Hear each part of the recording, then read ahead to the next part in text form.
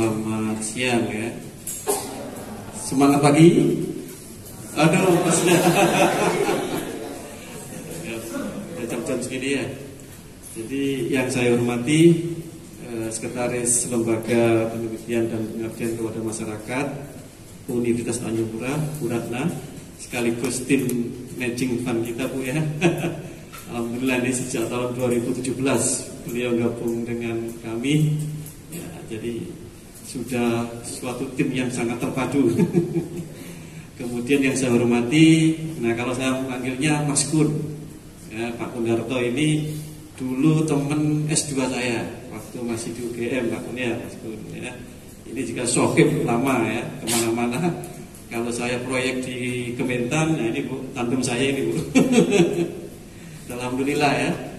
Nah, jadi Pak Kundarto ini ya, kalau kita di Jawa rata-rata bilangnya Mas, ke dosen itu ya. Kalau di sini enggak ya, enggak berani ya. Jadi Pak Kundarto ini sekarang di Universitas Pembangunan Nasional Veteran Yogyakarta, dan juga beliau ini ketua Pusat Studi Lahan, dan juga tenaga ahli di Kementerian Lingkungan Hidup ya. Sekarang beliau ini banyak berkampanye tentang perubahan iklim ya. Luar biasa ya. Jadi alhamdulillah nanti adik-adik mahasiswa ya punya sedikit apa ya, berbeda ya dari materi, mungkin dari kami kan sudah tiap hari kan. Nah sekarang coba kita dengarkan nanti ya, mungkin materinya hampir sama lah ya, sensor tanah ya, sensor tanah ya. Jadi pelatihan ini nanti kita laksanakan 2 hari. Nah yang pertama itu filosofinya, kenapa sih kita harus pakai sensor nah, gitu ya.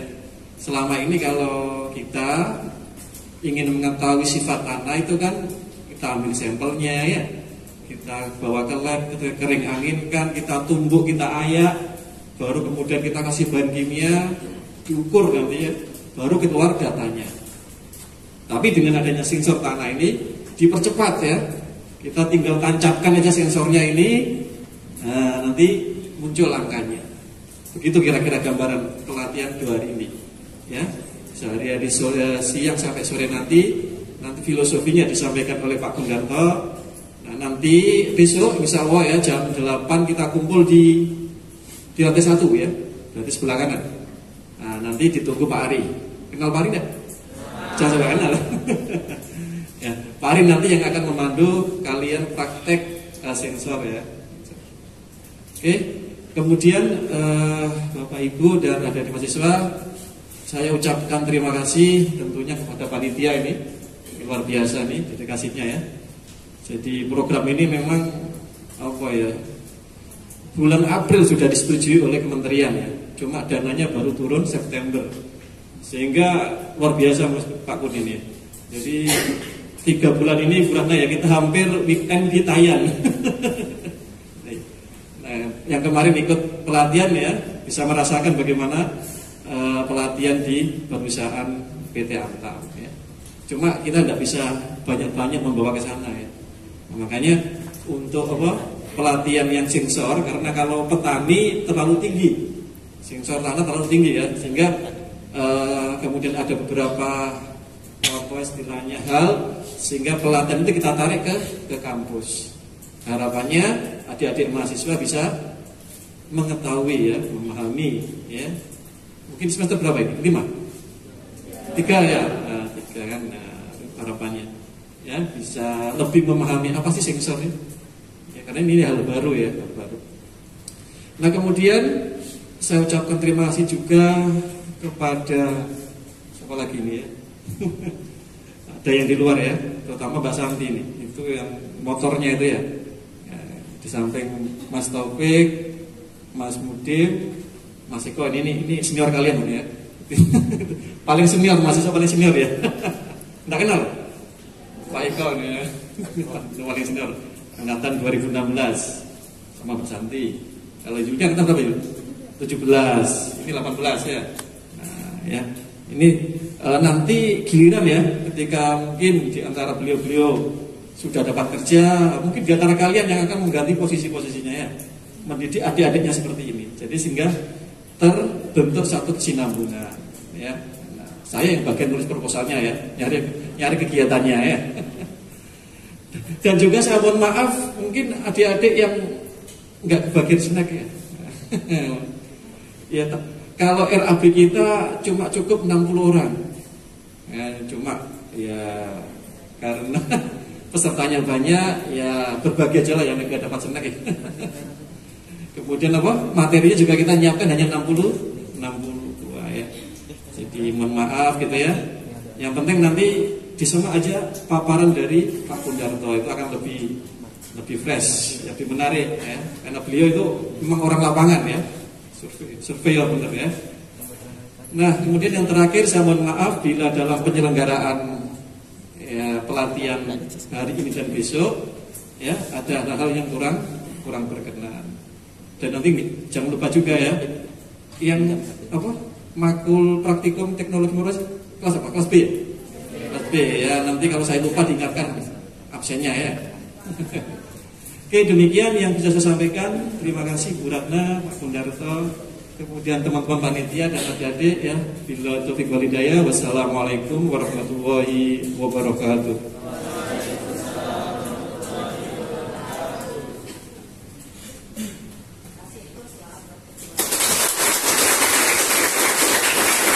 Terima kasih kepada Bapak Dr. Salahuddin yang telah memberikan kata sambutannya.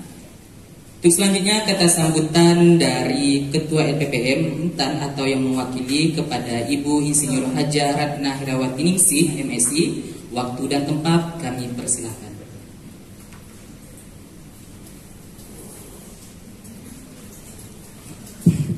Baik, terima kasih pembawa acara Taufik. Bismillahirrahmanirrahim. Assalamualaikum warahmatullahi wabarakatuh. Selamat siang, salam sejahtera untuk kita semua. Yang kami hormati Bapak Ketua Pelaksana Matching Fund tahun 2022 tentang teknologi ameliorasi presisi untuk reklamasi lahan pasca pertambangan di bauksit secara berkelanjutan di Antam, Bapak Dr. Salahuddin SPMP. Kemudian yang kami hormati ini narasumber yang sangat kita nantikan ilmunya, Bapak Muhammad Kundarto SPMP. Selamat datang ya Pak. Oke, dan adik-adik mahasiswa yang kami banggakan. Alhamdulillahirabbil alamin kita bisa bertemu pada hari ini dalam rangka untuk mengikuti pelatihan teknologi sensor tanah. Perkenalkan, saya Ratna Herawati Ningsih, dosen dari Fakultas Kehutanan. Kebetulan saya juga menjabat di Sekretaris Lembaga Penelitian dan Pengabdian pada Masyarakat Universitas Tanjung Pura. Sampaikan salam dari Bapak Ketua, tidak bisa hadir, jadi kami mewakili. Dan kebetulan saya juga anggota tim dari grup Matching Fund tahun 2022 ini, ketuanya Pak Dr. Salahuddin. Jadi sebelum membuka ya, saya memberikan prolog dulu kepada adik-adik bahwa peserta hari ini cukup luar biasa antusiasnya ya. Adik-adik tingkat akhir ataupun mahasiswa ilmu tanah, prodi ilmu tanah yang semester berapa Pak? 3 mungkin yang antusias untuk mengikuti acara ini. Disediakan cuma 60, yang datang 80. Wah, luar biasa ya. Siang-siang bukannya ngantuk, malah ingin dapat ilmu rupanya dari Pak Kundarto ya. Tepuk tangan buat semuanya. Allah, senang sekali adik-adik tidak kenal lelah untuk mendapatkan ilmu ya, karena mencari ilmu itu sampai ke liang kubur ya. Nah ini ada Bang Nudim ya, Bang Taufik. Ini panitia-panitia yang mengikuti kegiatan Matching Fund ini dari Pontianak ke Tayan, dari Tayan ke Pontianak, bolak-balik sampai nanti akhirnya mungkin November akhir kegiatan ini selesai dan pelaporannya di bulan Desember. Jadi kegiatan Matching Fund ini kami dari lembaga atau LPPM Untan mendampingi kegiatan ini sampai didanai. Alhamdulillah tahun ini ada 3 kegiatan Matching Fund yang didanai oleh Kedaireka. Nah jadi semangatnya dosen-dosen tentu mengalihkan teknologi kepada adik-adik mahasiswa supaya ilmunya bertambah dan wawasannya bertambah. Nah di sini saya minta bagian dari Pak Salahuddin Ada dong mahasiswa kehutanan yang ikut serta dalam kegiatan ini karena ada bagian dari mata kuliah geologi dan ilmu tanah hutan serta konservasi tanah dan air, ada itu mata kuliahnya di kehutanan. Nah ini ada peserta beberapa orang dari Fakultas Kehutanan ikut bergabung ya Pak, menambah ilmu mereka juga nanti saat penelitian mungkin perlu ilmu yang didapatkan sekarang, kemudian juga di dunia kerja kita harapkan bisa juga untuk dapat pengalaman di lapangan ya. Adik-adik kami harapkan dapat mengikuti acara ini selama 2 hari. Hari ini teorinya dari Pak Kundarto sampai selesai sore nanti, kemudian besok akan ada praktek. Tolong diikuti karena kalau teori dengan praktek harus selaras ya. Ini teorinya aja begini tapi alatnya yang mana? Yang disebut dengan sensor tanah ya. Nah jadi kalau biasanya kita ambil sampel di lapangan kemudian dianalisis di lab, sepertinya agak ribet gitu ya, perlu ada teori mengambil sampel di lapangan dan tak boleh salah, kemudian analisis di lab juga nggak boleh salah dalam cara menimbang, mencampur larutan dan hasilnya bagaimana untuk pH ya dan lain sebagainya. Nah dengan alat sensor tanah ini, saya nggak tahu ini udah dipatenkan belum Pak ya? Belum. Nah ini kalau memang ini dipatenkan malah lebih bagus ya, jadi ada hak patennya untuk yang menciptakan. Nah ini sensor tanah ini sangat perlu praktis dan kita tidak perlu capek ke lapangan. Mungkin nanti teorinya lebih detail Pak Kundarto yang akan memberikan materinya. Ya adik-adik mudah-mudahan saja dapat mengikuti acara pelatihan ini selama 2 hari. Kita dalam keadaan sehat walafiat ya. Ilmunya bermanfaat dunia dan akhirat dan nanti dapat diaplikasikan dalam penelitian mungkin di dunia kerja nanti adik-adik ya. Kami berharap adik-adik dapat enjoy, senang ya. Mudah-mudahan besok cuacanya bagus jadi ke lapangan tidak hujan. Nah, kalau hujan panitia harus menyiapkan itu mantel ya atau bawa sendiri ya. Oke, dari kami begitu saja. Kami dari LPPM Hutan mensupport kegiatan matching fund yang dilaksanakan oleh Bapak Ibu dosen yang mendapatkan dana dari Kedereka. Ya, tetap semangat ya adik-adik. Semangat ya. Oke, acara hari ini saya membuka ya Bang ya. Sekaligus kami buka acara hari ini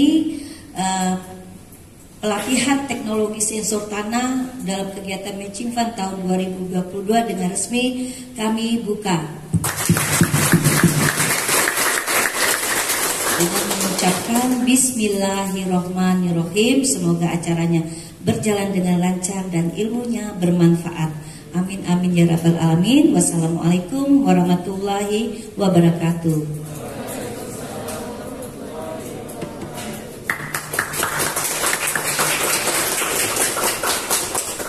Baik, terima kasih Bu Ratna atas kata sambutannya.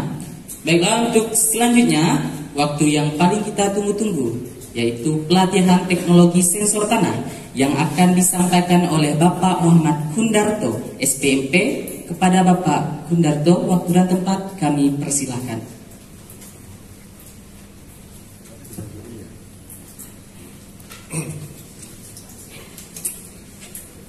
Bismillahirrahmanirrahim. Assalamualaikum warahmatullahi wabarakatuh. Selamat siang, salam sejahtera buat kita semua. Tadi yang tepuk tangan itu kayaknya yang meriah di depan ya. Yang di belakang itu nggak denger saya tepuk tangannya. Apa yang nggak dapat snack? Anda mau saya kasih oleh-oleh dari umroh, ada kurma. Nanti ngambilnya satu-satu ya. Secukupnya, ternyata sampai belakang nggak dapat juga. Itu namanya nasib ya, nasib. Oke, di sini saya akan memberikan pemahaman. Kebetulan adik-adik ini mahasiswa baru. Jadi saya akan memberikan pelajaran 1 gelar sarjana diberikan dalam waktu 2 jam. Enak toh? Enak, bukan 1 SKS, bukan 2 SKS ini. Pelajaran 1 sarjana, Pak. Ilmunya beda dengan ilmunya Pak Solah. Saya nyebutnya Gus Solah. Gus Solah. Nah, ilmunya berbeda. Nah, ini nanti akan menyatukan antara ilmu tanah dan kehutanan. Ya. Sebelum ilmunya saya keluarkan, saya buat Anda mumet dulu. Oke. Yang kehutanan tadi apa? Tunjuk jari. Oke. tanaman hutan tuh kira-kira berapa banyak? 10, 100, 200, aklamasi saja. Berapa jenis tanaman di hutan? Kira-kira 1000? Nggak apa-apa ya. Sementara sepakat 1000, sepakat nggak? 1000, oke. Yang tanaman pertanian, tanaman pangan, perkebunan, tanaman obat, tanaman industri. Saya kadang-kadang bingung Bu, bedanya tanaman pertanian dengan kehutanan. Kayaknya bedanya hanya antara berbuah dan tidak. Oh, batang dan tidak berbatang, kan? Itu istilah dari kehutanan. Ilmu tanah nggak dapat kan? Berkambium dan tidak berkambium gitu. Oh, berarti kalau kelapa, berarti masuk hutan. Oh, oh perkebunan. Oke. Pertanian, perkebunan kalau dikumpulkan jenis tanamannya ada berapa ratus? 1000, wih kompak ya, 1000. Oke, Anda pernah ke toko buku? Setiap satu tanaman satu buku, betul? Teknik budidaya tanaman jabon, gitu Bu. Kalau yang kehutanan, teknik budidaya tanaman jagung, tanaman padi, belum lagi varietas, gitu. Ini padi jenis baru, mentek wangi, rojo lele. Terus macam-macam itulah, ya. Artinya kalau Anda ingin jadi ahli kehutanan dan ahli pertanian, maka belilah 1000 buku dengan judul berbeda dan bacalah. Kira-kira 10 tahun cukup nggak? Ya. Maka saya beri ilmu dalam 2 jam menguasai itu semua, mau nggak? Oh, enak toh? Ini jadi ilmunya itu semi dukun ini, semi dukun. Oke. Semi dukun. Jadi nanti targetnya itu satu. Yang kedua, kalau seorang laki-laki pergi bersama wanitanya, ya Mas.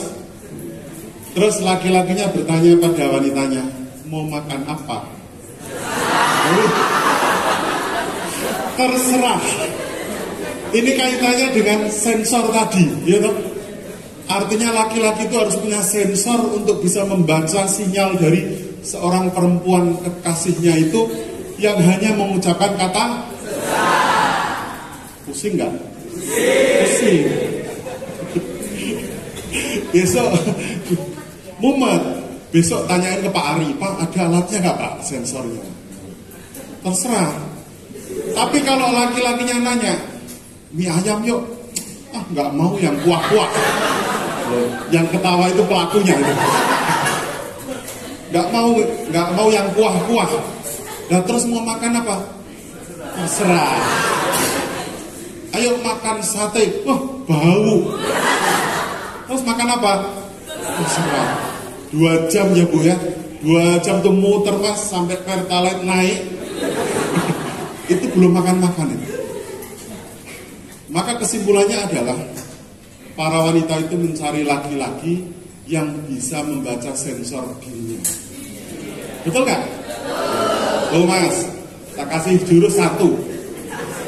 Ya Mas Taufik, tadi malam saya bilang apa? Targetnya pelatihan ini nanti akan bertanya, Pak Pun mau ngajar di sini katanya. Ya, oke. Jadi harus yang apa tadi? Bisa membaca apa maunya. Itu yang dicari Mas. Nah kebetulan ilmu saya ini memang ini kan ilmu tanah, gitu. Tapi spesialisasi saya adalah membaca watak orang dan membaca pikiran orang. Pengen tahu ilmu itu nggak? Nggak usah ya, nggak usah. Itu sesi lain. Tapi itu akan saya bawa ke sini. Ya. Bagaimana sensor itu apa sih? Kita nggak usah buka buku lah. Mendeteksi apa? Sinyal kan? Ya seperti HP lah ya. Cari sinyal mana antena terdekat gitu kan? Nah, cewekmu tadi memberi sinyal apa? Contoh sinyal ya Mbak ya. Kamu ngomong sama cowokmu, Mas, bajuku sobek. Ya, maksudnya apa itu Mas? Maksud dia ngomong gitu apa? Wah, pinter dia. Pinter ya. Tak pikir kalau ngomongnya, Dek, ayo bawa ke tukang penjahit gitu. Oh, marah Mas. Besoknya minta putus itu. Nah, itu repotnya kalau manusia, sinyal yang diberikan beda dengan maunya. Itu wani. Nah, ini masalahnya kita membahas sensor tanah. Untungnya tanah ini apa adanya, eksak, ya toh? Kalau warnanya hitam ya hitam, merah-merah, pH-nya tinggi-tinggi, rendah-rendah. Pertanyaan berikutnya, kita membaca ini, sensor, ini tujuannya untuk apa sih?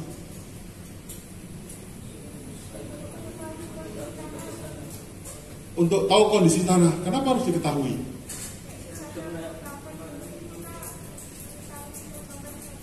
Iya, tahu kelembabannya untuk apa? Kebutuhannya siapa? Ini pertanyaannya udah S3 walaupun saya belum S3 ya. Kebutuhannya siapa? Kebutuhan tanaman, ya kan? Jadi sensor-sensor ini dipakai untuk kebutuhan bukan untuk kandang ayam ini besok ini, ya kan? Bukan untuk kandang kerbau, ya, bukan juga untuk perumahan, beda. Jadi sensor yang dibuat dalam rangka paket akhirnya untuk, kalau tadi saya cerita perempuan, ini ceritanya tanah. Pertanyaannya tanamannya ada ribuan, ya kan? Kalau tanamannya ribuan, kita harus memahami. Sama kayak dokter manusia maksudnya ya. Karena kan ada dokter hewan. Manusia tiap orang berbeda atau sama? Beda. Tapi kan gimana Mbak? Pusing. Oh ya paracetamol. Pusing ya paracetamol kan gitu. Ya karena obatnya itu rata-rata butuhnya itu kan. Nah tanaman bagaimana? Ternyata gitu ya, ilmu yang mau saya sampaikan ternyata adalah bahwa dari ribuan tanaman, mau tanaman hutan, mau tanaman pertanian, pada prinsipnya adalah sama. Mau manusia dari Pontianak, mau dari Jogja, mau dari mana, pada prinsipnya adalah sama-sama manusia. Mau hewan dari mana, kalau yang namanya kerbau dari sini, dari sana, sama-sama kerbau. Satu lagi apa? Mikrobia. Itu antara hewan dan tumbuhan. Pak Solah itu ahlinya mikrobia. Nah, dari semuanya itu, lalu kita kelompokkan. Ada kaum manusia, ada kaum tumbuhan, ada kaum hewan. Satu lagi tak kasih kelompok kaumnya ikan. Sepakat ya? Jadi Anda tinggal cari 4 buku saja ke toko buku itu. Cara memperlakukan manusia 1, cara memperlakukan tanaman 1, hewan 1, tanaman ikan. Ternyata pula dari 4 ini digabung lagi, itu hanya nanti 4 lagi. Ini sekarang angka keramatnya angka 4. Hanya butuh Anda memahami 4 hal. Dan dari semua ilmu yang ribuan tadi, Anda hanya butuh waktu 5 menit untuk memahami ini. Nanti langsung otaknya tuh celing gitu, tahu semua Pak. Maksudnya tahu semua itu gini loh. Kehutanan tadi. Anda penyuluhan nih, penyuluhan di kampung mana, gitu? Sama ibu belum diajari tanaman itu, Mbak, belum diajari. Nah, di sana ditanya sama petaninya, Mbak, saya di sini ada hutan, tanamannya ini. Anda belum, karena tanamannya belum disebut di kampus. Apa yang Anda jawab ketika ditanya bagaimana budidayanya misalnya? Apakah Anda dengan lugunya, mohon maaf Bapak Ibu, pelajaran tanaman itu kami belum dapat, gitu? Kan nggak boleh, betul nggak? Pertanyaan juga sama. Pelajarannya apa? Ya seputar padi, jagung, gitu kan? Oke? Lah Anda penyuluhan pas KKN nanti ditanya, Mas, saya di halaman ini ada tanaman pucuk merah. Ya, banyak tadi kampus tadi pucuk merah. Itu pupuknya apa ya Mas? Jawabmu apa? Wah nggak ada Pak, bukunya belum dapat, gitu kan? Kemarin diajarinya cuma profil Pak, gitu. Ya kan nyambung. Yang bagus bisa menjawab atau tidak? Nah ini nanti, oke? Ada pertanyaan sampai di sini? Pokoknya kalau saya udah duduk, berarti aku capek. Karena beban hidup saya sangat berat. Gitu? Ayo, siapa yang tahu berat badanku? Ayo, siapa yang bisa nebak? Hadiahnya kurma 1. Level banget ya. Berat 98. Saya itu kelihatan lebih langsing dari aslinya. Berat saya adalah 134. Makanya saya kalau kenalan sama cewek itu ngitung berat badan saya. Jangan dilanjutkan ya. Jangan dilanjutkan. Oke, next mas. Nah, ini kan apalan di buku ada. Saya nggak akan cerita mengenai definisi, yang ada udah hafal kok. Di kehutanan juga dapat kan. Tanah ini intinya apa sih? Anda memahami tanah. Bukan definisi itu yang perlu Anda pahami. Kan kita bicara sensor nih. Yang perhatikan adalah kata-kata saya. Tanah di sini adalah, ingat tadi tujuan akhirnya adalah tanaman. Oke? Berarti tanah adalah media tumbuh tanaman. Sepakat ya? Media tumbuh tanaman. Masalahnya adalah tanah itu beda-beda. Saya mendarat di sini itu ada ilmu baru di Pontianak. Ilmu barunya apa? Mendung tak berarti hujan. Betul ya? Mendung Pak, tapi gak jelas ini. Atau panas tak berarti terang, karena tahu beres. Kenapa bisa begitu? Saya yang baru datang aja sudah tahu jawabannya. Anda tahu nggak jawabannya? Kenapa coba? Ada 2 faktor. Tolong dicatat. Kalau mahasiswa baru itu harus suruh nyatet, senang banget Bu. Catat gitu. Entah nanti keluar nggak di UAS ya. 1, karena Pontianak itu berasal mendapatkan kiriman air sangat banyak dari barat atau benua Asia. Saya kalau cerita penyuluhan tuh paling enak gini. Jadi kalau angin berasal dari benua Asia, umpamanya itu kayak raksasa bawa tong isinya air mas. Pas kan saya memerankan raksasanya. Atau tongnya itu bahasa Jawanya kecret. Kecret itu bahasa sininya apa? Tumpah-tumpah itu loh. Oh Cianjur. Cianjur Mbak. Terus bahasa Cianjurnya apa kalau tumpah-tumpah?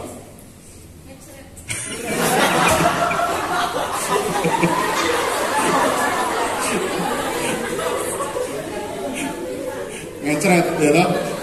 Kalau jualan bensin ngecer ya toh, kan gitu. Itulah Indonesia bahasanya sangat banyak. Tumpah-tumpah.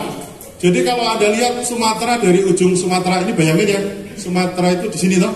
Sumatera ya toh, seluruh Sumatera itu kena tumpahan pertama, makanya Sumatera curah hujannya banyak. Makanya Cianjur dan teman-temannya itu pakai nama Ci.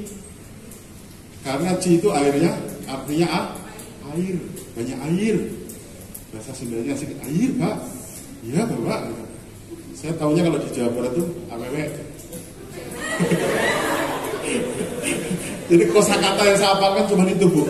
Awewe sama peyem, gitu kan. Bablasnya peyempuan. Sumatera dan seluruh Kalimantan kecuali yang sekitar Balikpapan itu curah hujannya sangat tinggi karena dapat dari sono. Tapi faktor yang kedua, Kalimantan ini tidak punya gunung, flat, dataran rendah, flat. Kalau flat, suhunya tinggi, anginnya kesana kemari tidak tentu arah. Jadi ketika ada air datang terus-terusan, di sini tuh kayak dikipasi bakul sate itu, gitu. hujan panas. Itu ceritanya. Lebih mudah dipahami toh. Tapi coba cari di buku apa ada? Nggak ada. Karena itu tadi saya ngarang-ngarang sendiri. Jadi curah hujannya sangat tinggi di sini, tapi pergantiannya sangat cepat. Itu kita sensor untuk Pontianaknya. Kalau sensor tanah, kita harus memahami tanah sebagai medianya. Nah, tanah sebagai media ini sebenarnya ada yang belum lengkap. Besok makanya kalau saya lihat Pak Ari itu, nanti sensornya bukan hanya tanah. Ada juga sensor iklim. Gitu? Misalnya mau hujan, makanya ada alat pengukur curah hujan otomatis, alat pengukur kelembapan, gitu kan. Tapi kita fokus untuk topik ini adalah sensor tanah. Next. Nah, tadi kan tanah gambar idealnya, ini tanah aslinya. Tanah aslinya seperti ini pun tanah di Jawa. Tanah di sini beda lagi.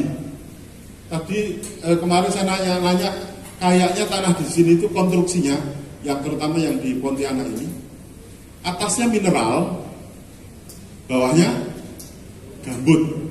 Atau ada yang langsung gambut. Lah mineral di atas itu ada dua proses. Proses alami, biasanya dekat-dekat sungai. Jadi kalau sungai, ciri-ciri sungai menurut ilmu geologi, tadi kan ada geologi itu.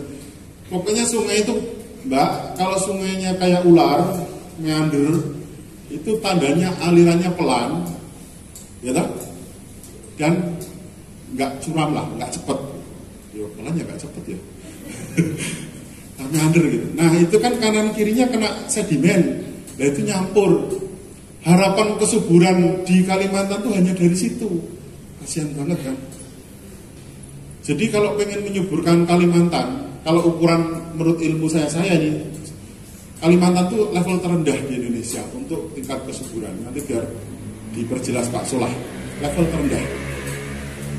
Makanya kalau program apa Bu, food estate, lah kok larinya ke Kalimantan itu ya salah tempat. Oke, salah tempat. Mungkin karena lahannya luas gitu disangkanya bisa, ternyata enggak. Oke, nah itu yang di dekat sungai biasanya ada mineralnya, lumpur-lumpurnya, itu yang subur. Di sini kalau atasnya tanah mineral itu subur, tapi kalau langsung gambut itu masalah. Tapi proses kan ada dua, yang alami karena faktor sungai, yang kedua karena faktor bapak-bapakmu yang muruk. Ya kan? Di kanan kiri jalan itu kan diuruk-uruk kan Mbak, itu tak lihat banyak gambut semua dominan tapi diuruk-uruk gitu. Makanya yang Cianjur, kok bisa Cianjur ke sini itu mungkin agak shock, ya Mbak. Shock maksudnya shock lihat lahannya toh. Ya di sana itu mineral. Dan tanah yang paling subur di Indonesia itu adalah tanah Jawa. Bukan karena saya orang Jawa. Jawa itu maksudnya adalah paket dengan Bali dan Nusa Tenggara Barat. Kok bisa Pak?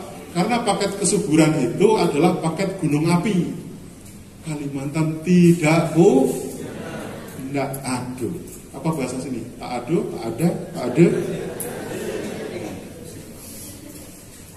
Dialeknya Malaysia gitu kan. Ya. Jadi di sini nggak ada gunung api. Kalau ikut teori penelitian Matching Fund gampang teorinya. Gambut ambilin pasir Merapi, Jogja, ke sini subur banget. Masalahnya tronton dan perahunya siapa yang bisa ngangkut, ya kan? Jadi teorinya bagus tapi teknisnya nggak bisa. Bisa paling hanya paket-paket kayak saya itu, paket bawa segenggam tanah, ya tak masukin di koper hanya setengah kilo. Kalau butuhnya 1000 ton kan repot, ya kan? Itu masalahnya di situ. Jadi sebelum kita bicara sensor-sensor macam-macam itu, kita bicara geologinya dulu, bicara geografinya dulu, bicara geomorfologinya dulu. Tahu kalau di dalam agama atau asbabun nuzulnya, sejarah kenapa kok itu turun ayat itu tuh seperti apa. Jadi kita akan lebih bijaksana. Kalau enggak, Anda nanti diajari Pak Ari, pokoknya Mas, sini manggilnya Mas atau D atau Bang atau apa? A. Bang, kalau bang itu di sana merah, abang. Pak Ari mungkin ngasih karena Anda nggak diberi pemahaman, pokoknya ini adik, tadi bang. Bang itu kan kalau kakak, lah saya masa manggil Anda bang, adik ya. Jadi Anda kalau diajari ini ya, ini namanya sensor. Caranya bagaimana? Tancapkan ke tanah nanti kebaca misalnya. Ya tanah yang mana dulu.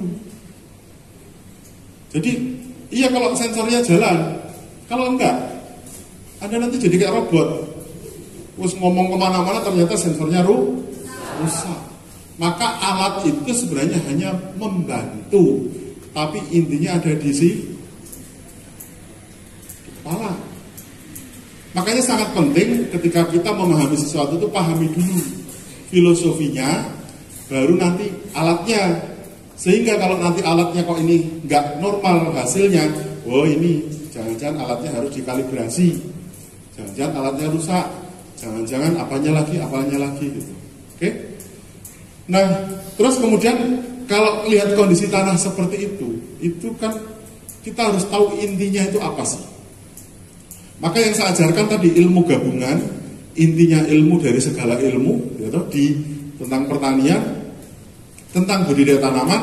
Setelah itu Anda dapat, Anda nanti ketemu alatnya kan tinggal urusan kabel dengan baterai, gitu. Ya udah itu tinggal baca aja. Kayaknya gampang banget, padahal saya juga nggak ngerti alatnya mana gitu kan. Lanjut, ini lahan. Kalau tanah kan kita memahami satu media saja. Tapi kalau Anda bicara hamparan, hutan itu hamparan atau apa? Hamparan kan? Berarti Anda harus memahami yang namanya lahan. Tapi beda lagi dengan istilah orang kehutanan yang ilmu tanah nggak ngerti. Orang kehutanan itu membagi antara lahan dan hutan. Kalau orang ilmu tanah, lahan itu ya ada hutan pak, ada kebun, ada rumah dan sebagainya. Itu lahan, land. Tapi orang kehutanan membagi menjadi dua tadi. Kalau hutan adalah area tanaman hutan di dalam kawasan milik negara, itu hutan. Tapi kalau di luar kawasan hutan namanya lahan, walaupun lahan itu ada tanaman hutannya. Paham? Sama-sama tanamannya jati misalnya. Jati tapi ini tumbuh di hutan negara, hutan jati. Di hutan jati.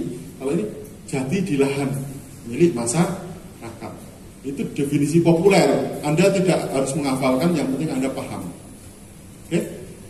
Nah, kalau bicara mengenai lahan, Anda tidak lagi bicara tanah saja, tapi ada topografi, ada iklim, ada batuan, ada macam-macam. Oke? Lanjut. Contoh, di sini nggak ada yang kayak gini. Ini adanya di Gunung Kidul. Itu ceritanya bawah laut dangkal terbentuk terbentuk koral, batu karang. Batu karangnya terangkat di atas permukaan laut, jadi ini lahan kars. Ini rumus geologi mas. Jadi kalau Anda nanti piknik pacaran kemanapun, tengok kok batuannya ada batu kapur dan kapurnya bukan karena diurukan orang gitu, pasti itu dulunya laut. Asik kan? Ya harus tahu ilmunya itu dulu, jangan bicara alatnya dulu, alatnya besok, ya kan? Paham? Sampai akhirnya teori geologi mengatakan di dataran tinggi Himalaya, gunung apa yang paling tinggi itu? Alpen atau apa ya? Itu, lah ya Everest ya. Saya ingatnya Everest itu mobil itu. Ada semacam lapisan kapur begini, ketinggiannya mungkin 4.000 meter di atas permukaan laut. Itu dulunya laut. Bayangin tuh, dulunya laut, terendam air laut, terangkat sampai 4 kilo. Berarti kan proses tabrakan lempeng benuanya itu luar biasa dan berlangsung jutaan tahun. Makanya yang geologi, Anda dapat geologi juga kan? Ada namanya Pangea atau Pangea. Jadi pulau di dunia itu dulu satu nyebar karena buminya muter terus misah. Karena benua-benua kan aslinya seperti kerupuk yang di atas bubur. Jadi bawah bumi itu bubur, kulit bumi keras, tapi dia gampang geser. Kalimantan nggak geser pak, karena nggak ada tabrakan lempeng. Tapi karena nggak geser juga nggak tumbuh. Kalau nggak tumbuh, kalau Kalimantan dirusak, berarti pemulihannya sangat parah, sangat lambat, sangat sulit. Di Cianjur ada banjir, ada longsor, ada pembunuhan hutan, recovery-nya masih gampang. Di sini ada perusakan hutan, pembakaran gambut, recovery-nya gimana? Sumbernya lagi dari mana? Nggak ada. Ini stoknya stok, ibaratnya warisan itu loh, warisan tapi anaknya nggak kerja. Kan adanya cuma ngabisin, mau dihabisin cepet atau pelan-pelan kan gitu. Nah kalau yang di sono dapat warisan masih kerja. Yang kerja apa? Gunung vulkaniknya. Paham ya? Ini tahu-tahu nanti kehutanan sama ilmu tanah menyatu langsung. Ilmu kita sama gitu kan. Nah karena seperti itu tadi, itu kan nggak ada air. Ini nggak ada air masalahnya. Jadi kita kalau memahami sesuatu, itu pahami intinya apa. Mbak, ini Mbak ya, saya manggilnya Mbak ya. Mbak, kalau kamu jalan sama cowokmu, biasanya nyetir motornya tuh anteng. Lah kok itu ngomel aja sepanjang jalan, tandanya apa itu Mbak? Kalau cowok-cowok sampai ngomel, tandanya apa? Cowok yang jawab yang cewek dong, jangan yang cowok. Tandanya apa Mbak? Itu tandanya lapar. Anda jangan terjebak bahas omelannya, berantemnya tambah panjang. Langsung, sayang, berhenti dulu di warung itu. Ayo kita makan, setelah kenyang baru tanyain lagi. Nanti kan antem. Ayo gitu. Jadi cowok itu emosinya nggak jauh-jauh dari perut. Kalau cewek beda. Tadi itu lebih sulit lagi. Harus pakai ilmu dukun tadi. Lanjut. Nah ini Palu ini. Saya waktu ke Palu, tahu Palu? Di mana Palu? Sulawesi Tengah. Kok nanyanya sampai Palu? Saya pengen tunjuk jari dulu. Siapa yang belum pernah ke Jogja? Tunjuk jari. Waduh, belum pernah semua. Di Jogja itu ada kutukan. Kalau sudah ke sana, malas pulang. Jangan ke sana ya. Biar saya yang ke sini aja. Ini di Palu. Palu itu hurufnya seperti nama saya, K. Nah itu paskanya di sini. Ya kan? Itu tanahnya kayak gini, Bu. Jadi kapur ini tanahnya vertikal, tahu ya, vertikal yang kecil, tapi hanya 1 cm, 2 cm kayak gitu. Ya terus mau hidup dari mana? Makanya kalau ada bicara tentang lahan, nanti benda-benda itu akan ngefek juga kepada makhluk hidup di atasnya. Contohnya apa? Pernah lihat sapi Sulawesi gede-gede? Pernah lihat sapi Bali gede-gede? Bukan Bali mungkin, sudah ganti. Kalau sapi-sapi asli sana kan sapinya itu warnanya oranye dan langsing-langsing. Ya. Nah, itu kadang ngefek ketersediaan sumber daya pangannya yang ada di situ. Lanjut, ini hanya pemahaman lahan saja biar Anda, kan siapa tahu Anda belajar sensor nanti keliling kemana-mana, nggak hanya nuncep di Untan saja kan, ya nggak? Tadi tak tanya, pernah ke Jogja, ini aja sudah langsung muncul perasaan, aku pengen ke Jogja gitu ya. Iya, ya besok ikut saya ya. Ini tanah kapur, kering, kapur. Makanya ini kalau untuk belajar tanah sebenarnya di sini monoton. Karena apa? Hanya gambut dan gambut, hanya dataran rendah, tidak ketemu gunung, tidak ketemu bukit.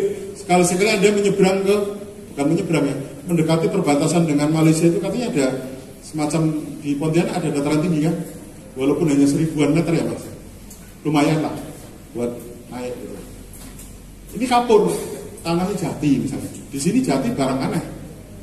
Karena jati itu butuhnya pH tinggi. Daerah kapur. Ya kan? Next. Ini lagi apa ini? Ini lahan pasir. Sebelum ke Jogja Anda tak lihatin ini dulu biar, oh di Jogja ada pasir gitu kan. Pasirnya Jogja yang keluar dari gunung api vulkanik baru yang namanya Merapi itu pasirnya kelas 1 tingkat dunia. Bahkan pasirnya itu sampai diekspor ke Perancis, ke Jepang dan sebagainya. Karena saking hebatnya kualitas. Kalau bangunan gedung ini kok bisa pakai pasir dari Merapi itu, oh sampai Paku Baja aja kalah kok Mas. Kalau sudah jadi pasir semen, jadi tembok, kita mau masang kalender, kalah. Saking kerasnya. Ini pasir di pesisir pantai di Bantul, di Kulon Progo, di Jogja. Pasir murni. Kalau sini kan lumpur kebanyakannya, debu di pesisir itu baru ketemu. Kalau di sini pernah ketemu pasir, kecuali orang mau bangun rumah ya Mbak ya. Ada tumpukan pasir. Lanjut. Nah ini budidayanya di sana kayak gitu. Ini kenapa Pak kok ada pohon-pohon yang jadi pagar? Karena di sana anginnya kencang. Angin dari Nyi Roro Kidul. Dari selatan itu kan kencang. Kalau Kalimantan ini kan terlindungi dari Jawa, dari barat terlindungi dari Sumatera. Pernah di sini anginnya kencang nggak? biasa. Jadi nggak kenceng karena anginnya udah terhambat tadi. Hujan pun aja nggak jelas. Mendung tak berarti hujan ya mas. Itu kayaknya lagu Pontianak. Next. Nah ini saya nyomot gambar Pak Solah itu. Ini kayaknya nanam sambil berdoa ya. Semoga mumpung orangnya nggak ada. Ini lahan bekas tambangnya Antam ya, yang jadi objeknya ini. Saya ambil ini untuk inspirasi. Ini kebetulan di tanaman, di tanah mineral, bukan di gambut, ya kan? Jadi di sini itu pilihannya hanya dua, tanah gambut sama mineral yang kelas 3. Potsolit merah kuning kalau bahasanya orang ilmu tanah. Orang ilmu tanah nggak perlu ngapalin. Pokoknya tanah yang kekuning-kuningan gitu aja. PMK ya Bu ya, PMK. Potsolit merah kuning itu tanah mineral tapi asam, tapi pH-nya rendah. Ditanami. Ini masih lumayan.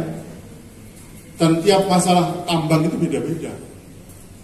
Beda lagi dengan tambang batu bara. Ada lubang-lubangnya, ada air asam tambang dan sebagainya. Next. Nah, ini yang saya maksud. Intinya, guru saya itu pernah bilang, Mas, sekarang itu yang masih pinter dokter hewan, Mas. Loh kenapa Gus gitu kan? Guru kan kalau di Jawa panggilnya Gus gitu. Iya Mas, sebabnya dari dulu sampai sekarang hewan itu tidak iso ditanya Mas. Betul nggak? Lah Anda kalau ke dokter umum, Mbak, keluhannya apa yang dirasakan?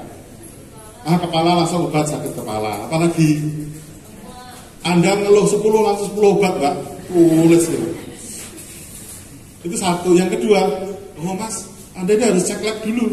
Cek ini ya, tolong Anda ke Pramita, Parahita, itu kan, cek lab. Dan nanti ke lab sudah ketemu kan. Ini kolesterol, ini habis patah hati, ini harus di apa gitu kan. Ini iya Pak, saya karena sering diomeli sama pacar saya Pak.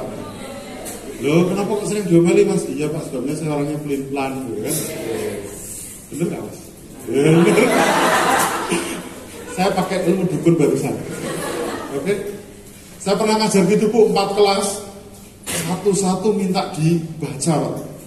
Saya gimana Pak? Saya gimana? Akhirnya saya teler kan, kesedot energinya baca 1 kelas gitu. Oke, kalau kesehatan manusia itu kan masih ada bahasa manusia, kecuali Mbak mendadak pingsan, kan nggak bisa ditanya. Tapi kan sebelahnya ditanya, loh Mas mau kan boncengan sama kamu, kok bisa pingsan? Iya Pak, tadi sambil boncengan tak putusin Pak. Loh. Ya langsung pingsan, parah ya Mas, parah. Harusnya sampai bawa ke teras rumahnya, gitu, pagernya tutup teriak, kan, gitu kan. Di N Bu, bahasa anak sekarang tuh N Bu. Anak-anak generasi Z tuh Bu kalau WA-nya, papi sudah makan belum? Gitu. Ya Allah. Tapi tersinggung sedikit langsung WA-nya diblok, gitu. Seminggu nggak bales, terus macam-macam itu, mutungan pokoknya. Nah, manusia ada dokter. Untuk hewan ada dokter hewan. Masih bisa ketolong karena hewan itu ada perilaku. Saya itu suka kucing lapar, meong-meong sama gelibet di kaki, ya toh? Beda dengan kucing yang kehilangan anaknya karena mati. Itu ngeongnya tuh rintihannya kuat banget tuh. Nyari, sudah tahu mati kemarin dia lihat sendiri loh. Ke ruangan itu tuh masih meong nyari-nyari itu ya. Allah ini kucing, orang mikir aja. Ya sing salah manusianya ya hewan lah ya. Itu masih ada perilaku hewan yang bisa kita baca. Oke. Terus kucing betina itu kalau musim kawin itu di halaman itu loh Pak, guling kanan, guling kiri, guling kanan, guling kiri. Terus nanti jantannya tuh 4 itu baris. Saya 10 tahun mengamati kucing di depan halaman karena kucingnya kan nggak boleh masuk. Amati, tak lihat jantan yang paling berkuasa itu maju duluan. Wah, perjuangan gagal, jangan didetailkan ya. Pokoknya perjuangan gagal, balik ganti penantang kedua. Terus gitu. Nah kalau ternyata sudah ada yang berhasil, lainnya tuh bubar semua itu, nggak nuntut lagi, itu nggak tahu tuh. SOP-nya begitu. Dan sekali berhasil, pejantan tuh pergi tuh mas. Ya mbak, nggak ada kabar pergi. Cowok-cowok gitu nggak ya? Nah, itu, iya bu.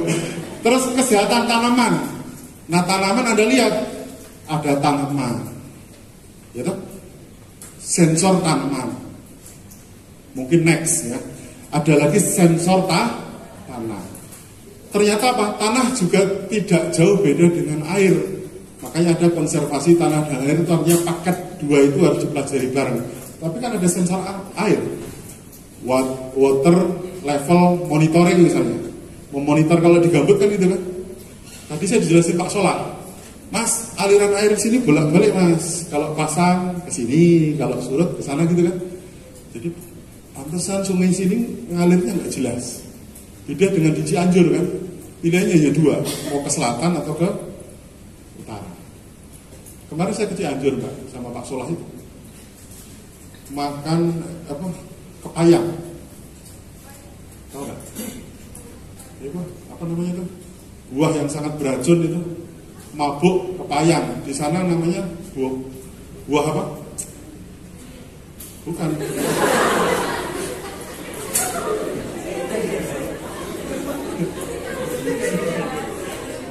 Oke lah, pokoknya itu ya. Jadi intinya untuk tanaman itu paketnya ada banyak tuh. Harus memahami kondisi tanahnya, kondisi tanamannya, dan kondisi airnya. Baru itu butuh namanya ahli pertanian atau dokter pertanian. Siapa itu? Ya Anda. Sebenarnya kehutanan itu juga pertanian. Sebelum Anda berpisah dulunya. Kenapa? Karena pertanian dalam arti lengkap. Semua budidaya tanaman, apapun tanamannya, peternakan, perikanan darat, termasuk perkebunan dan kehutanan tadi. Itu pertanian semua. Terus memisahkan diri. Jadi kehutanan, bahkan di sana ada pertanian pun nanti bisa lagi ada teknologi pertanian dan macam-macam. Ya, next. Bagaimana kondisi tanaman tadi? Masalahnya apa? Semua tak ada yang bisa diajak bicara, betul nggak? Tapi sebenarnya dalam ilmu spiritual, Anda kalau pengen pohonmu di depan rumah itu berbuah, pegang pohonnya, diles-les, ayo toh berbuah. Sering ucapkan bahasa cinta, kasih sayang di situ, itu insya Allah nanti produktif. Wah, yang benar Pak, masalahnya sensornya belum ditemukan. Tapi itu real, ada. Kalau nggak percaya, Anda pohonmu di depan rumahmu, Anda ngumpat terus teriak-teriak di situ, nanti sebulan mati pokoknya. Karena stres dia. Terus kita harus memahami yang tersurat dan tersirat.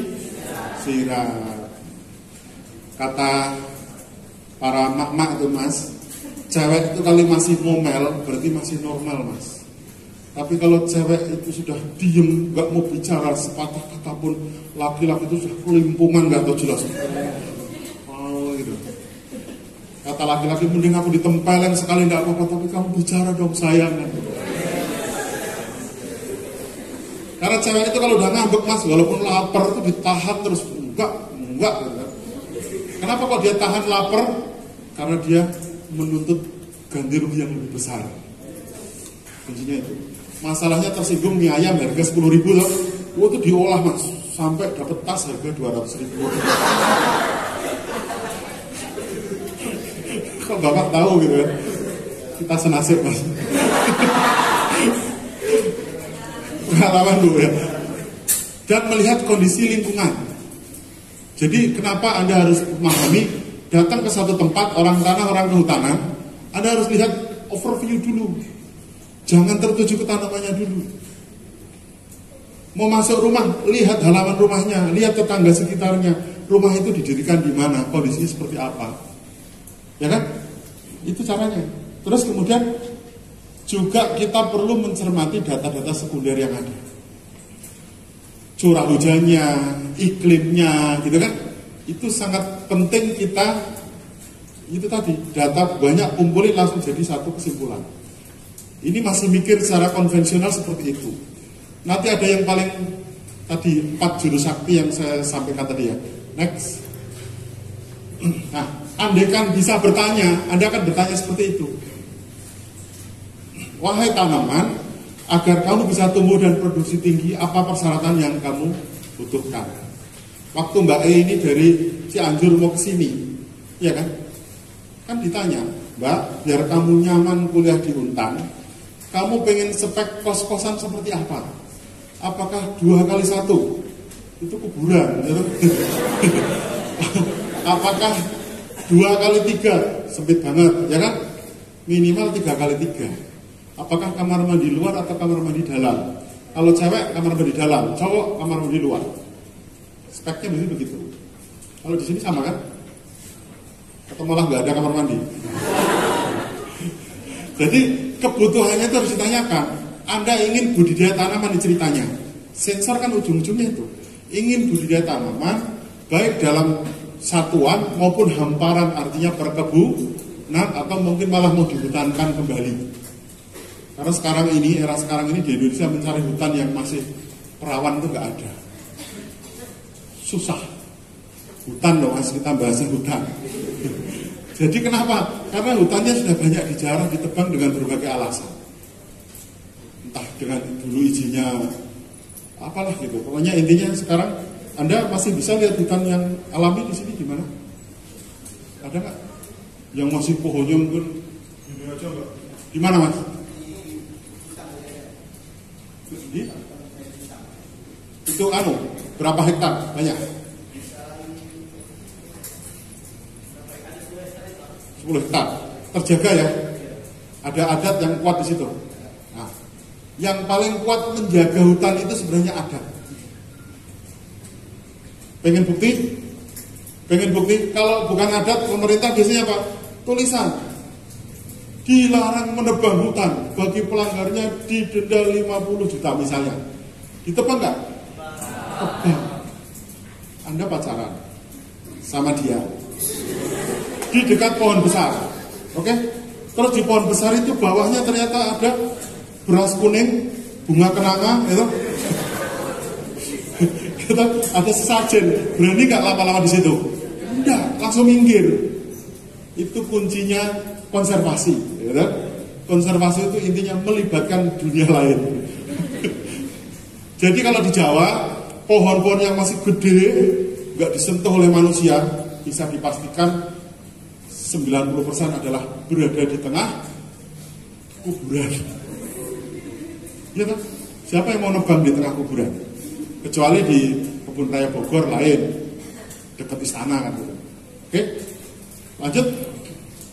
Nah ini ilmu yang saya bilang tadi 4 rumus sakti, jangan bilang-bilang ke yang lain.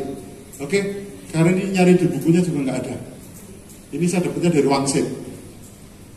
Kok iso Pak? 2005 saya presentasi di Jawa Tengah di sebuah kabupaten memaparkan ilmu kesesuaian lahan untuk tanaman. Ternyata hasilnya kan S3 dan M. Saya dimarahi orang Sepemda. Gimana Bapak, jelas-jelas duriannya tumbuh gitu kok S3 gitu. Oh ya, kesesuaian lahan itu kan S1, S2, S3 dan N. Yang S1 itu sangat sesuai, ya cukup sesuai, dan N itu tidak sesuai. Dan jelas-jelas dunianya tumbuh dan berbuah mosok S3. Sing salah sopo? Kan bukunya kan? Wah, terus saya mencari Wangsit. Ketemu ini. Saya jelasin ini ya, ini intinya. Intinya sebelum Anda belajar sensor. Apa itu? Bahwa ternyata semua makhluk hidup, manusia, hewan, tumbuhan, dan ikan itu sama. Prinsip hidup dan urutan syarat untuk hidupnya dia sama. Apa itu? Pertama adalah bernapas. Anda nggak makan, diinfus 3 bulan masih bisa hidup. Betul mas? Dapat cairan. Tak tutup hidungmu 5 menit mas. Betul? Sambil nulis surat wasiat. Betul ya? Paling pendek untuk mematikan itu adalah dengan cara tidak bisa bernafas. Tanaman, atau jagung misalnya, kerendam air banjir sehari semalam mati nggak? Itu karena perakaranya nggak bisa nafas, ketutup dengan air. Jadi kebutuhan pertama adalah nafas. Kecuali, nanti ada perkecualian, tanaman yang mampu beradaptasi pada genangan air. Tapi prinsipnya adalah tetap butuh bernafas. Ikan butuh bernafas nggak? Contohnya akuariummu, wow, ikan arwana, ikan gini, listrik mati 2 hari mas. Ngambak toh. Karena apa? Tidak ada alat aerator yang memasukkan oksigen ke dalam. Ternyata ikan yang berada di air saja butuh oksigen. Ayo, apalagi membajak atau membuat lubang tanam, tujuannya apa? Salah satunya adalah memasukkan udara ke dalam perakaran tanaman. Filosofinya di situ. Jadi jangan bicara, merek bajakmu apa? Pakai sapi atau kerbau? Traktornya merek apa? Enggak penting. Yang penting adalah menciptakan suasana aerasi yang bagus di daerah perakaran. Ada petani menceritakan, Pak, tanaman pisang saya itu kan sering kerendam air, Pak. Lalu saya iseng-iseng, Pak, di dekat pohonnya saya buat lubang 1 meter, Pak, sehingga kan ada rongga yang masuk, itu tumbuhnya jadi subur karena bisa bernafas. Oke, yang kedua, minum. Berarti kebutuhan pada air. Di Pontianak mungkin aneh kalau ngomong air, di sini kelebihan air. Tapi masalahnya air yang ada belum tentu layak minum. Kalau mau Anda minum langsung yang diselokkan warnanya hitam itu, mau nggak? Air banyak Pak, tapi belum tentu layak. Tanaman juga sama. Tanaman minta airnya seperti apa? Paling gampang nanti ukurannya ke sensor adalah, Bu. Ya Bu. Minum itu paling banyak nanti ukurannya ke pH. Tahu pH ya, bertanan sudah tahu pH?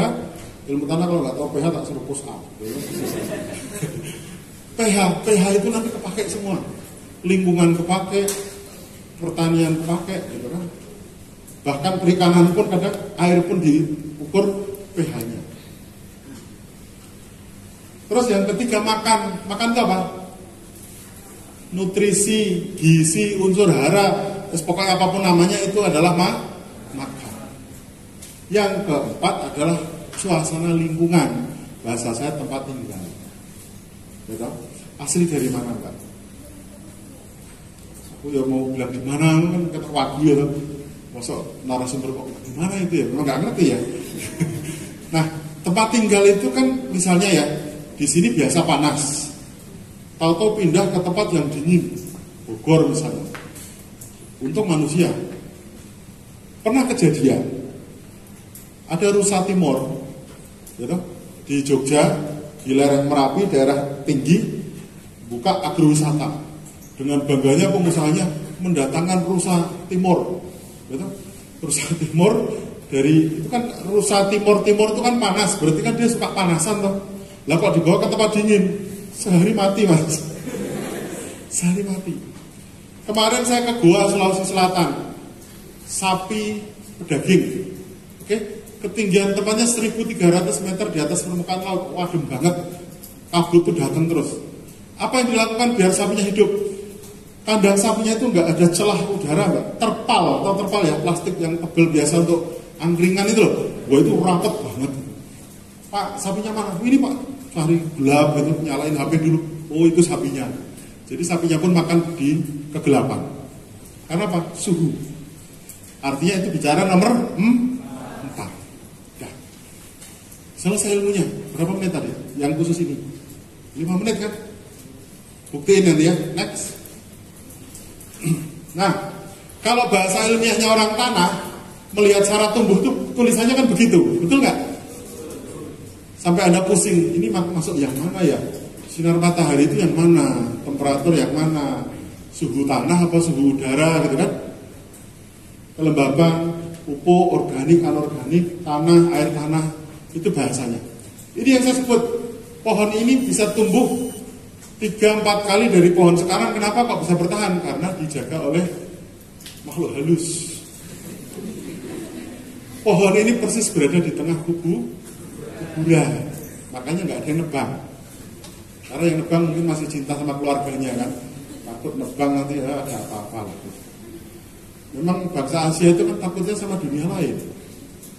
Kalau ditakut-takuti aturan, ya toh, Anda naik motor, ketangkep polisi, Anda kenapa nggak pakai helm? Apa omonganmu? Kirain tadi nggak ada bapak ya? Kan gitu. Itu mentalitas kita kan begitu toh. Melanggar itu karena tidak ada penegak aturannya. Next. Nah ini sebenarnya sudah saya jelaskan, tapi ini uraiannya. Intinya adalah bagaimana menciptakan oksigen di daerah perakaran. Banyak. Mau apa deh? Boleh bertanya langsung nggak apa-apa. Jadi misalnya apa? Tanaman, berarti daerah perakaran. Hewan, berarti kandang jangan terlalu pengap, harus ada sirkulasi udara yang baik. Ikan, berarti harus ada aerator. Apalagi mikrobia, pilihannya hanya dua, aerob atau anaerob. Kalau mikrobia butuh udara, harus udaranya bagus. Kalau anaerob harus ditutup rapat tanpa ada udara. Selesai. Simple kan? Oke, next. Ini bahasa ilmiahnya. Ceritanya ada matahari, daun itu adalah tempat masak, gitu kan? Terus apa itu? Air campur dengan karbon dioksida nanti jadi udara. Itu proses, kalau itu proses secara ilmiah yang sering Anda pelajari. Next.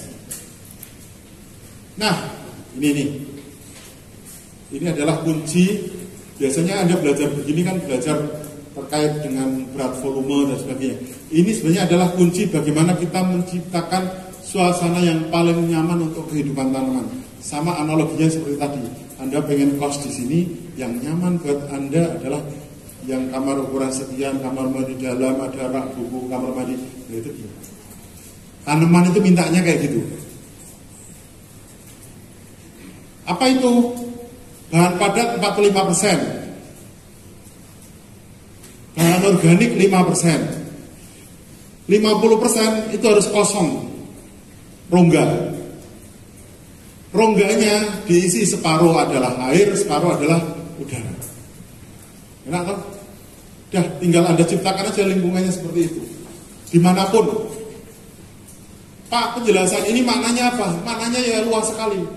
Pak, misalnya kalau saya disuruh mereklamasi lahan bekas tambang milik Antam, bagaimana agar saya bisa menanam tanaman di lahan bekas tambang itu? Ciptakan suasana itu.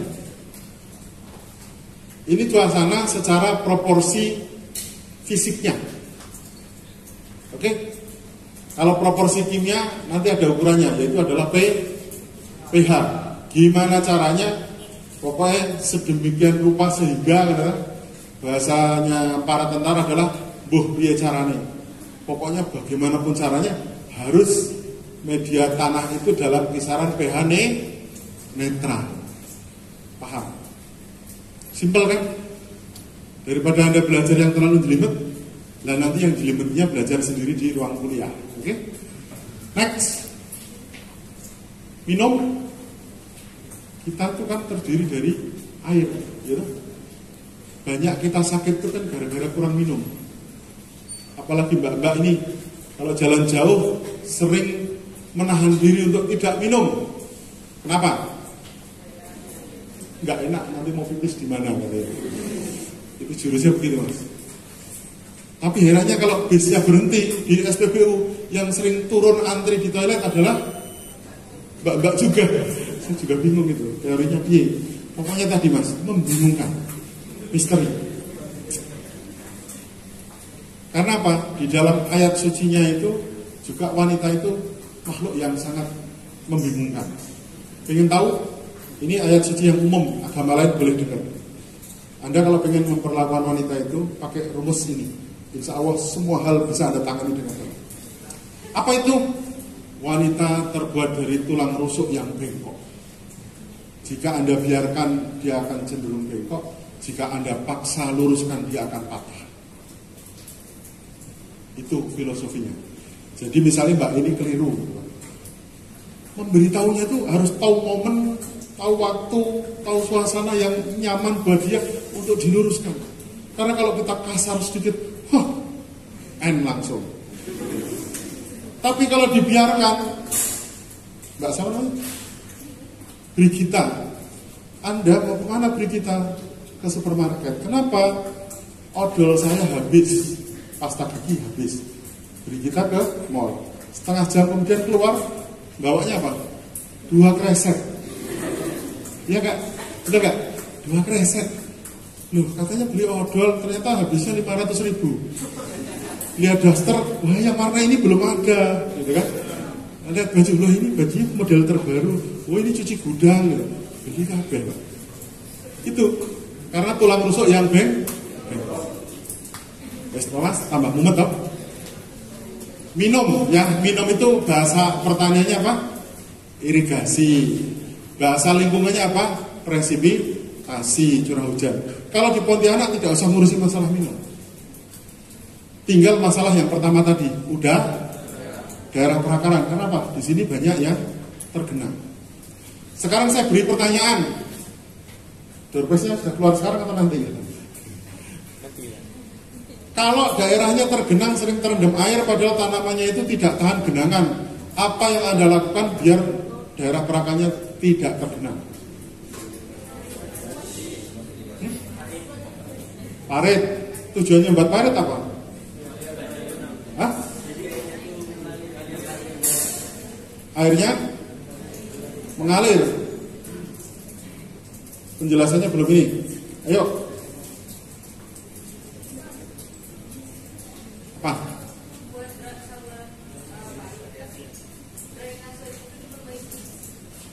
Drainasenya diperbaiki biar ya.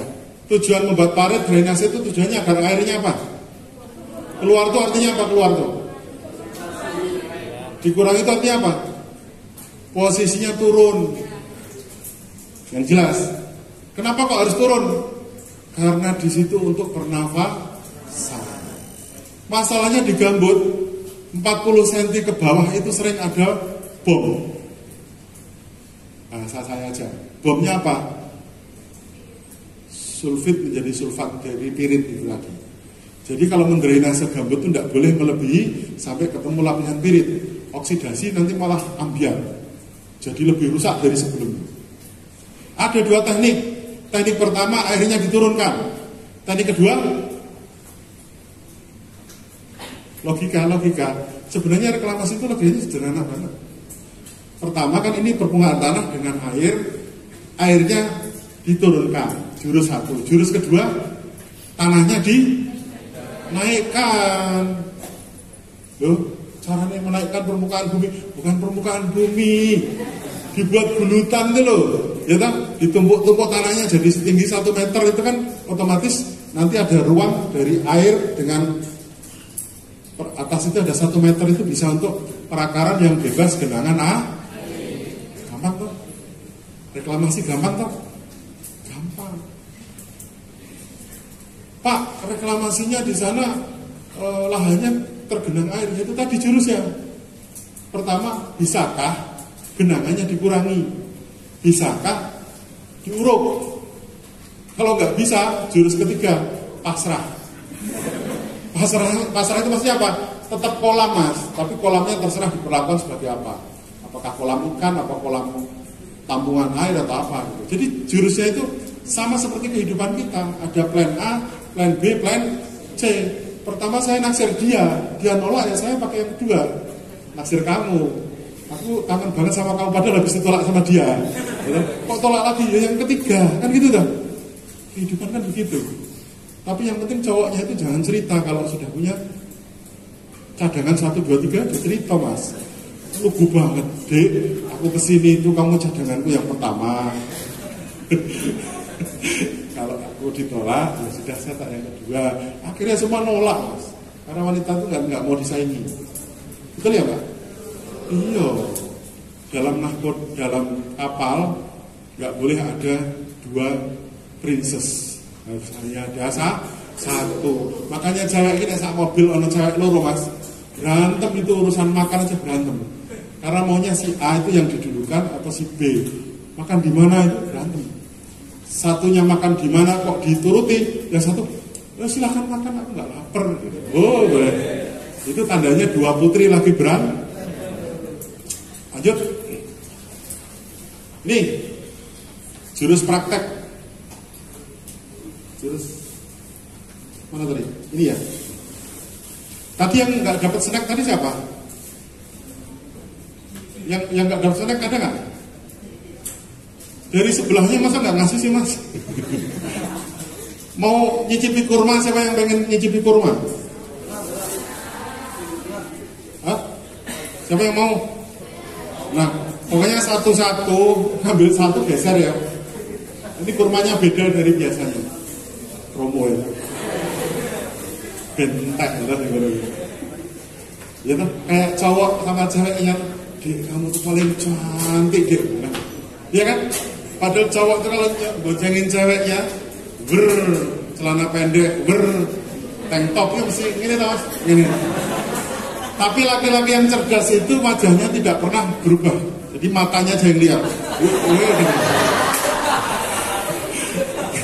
Karena tahu pengawasnya itu kan di punggungnya dia.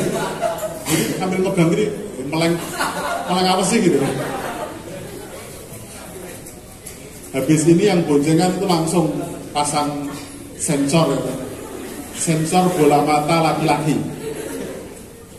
Nah, ini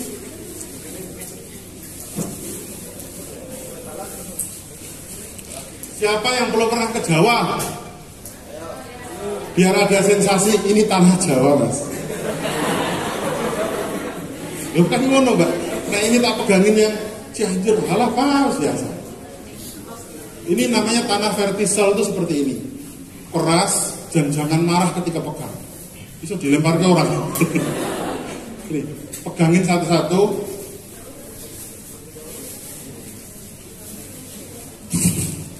Ini latosol atau meditran, hampir mirip.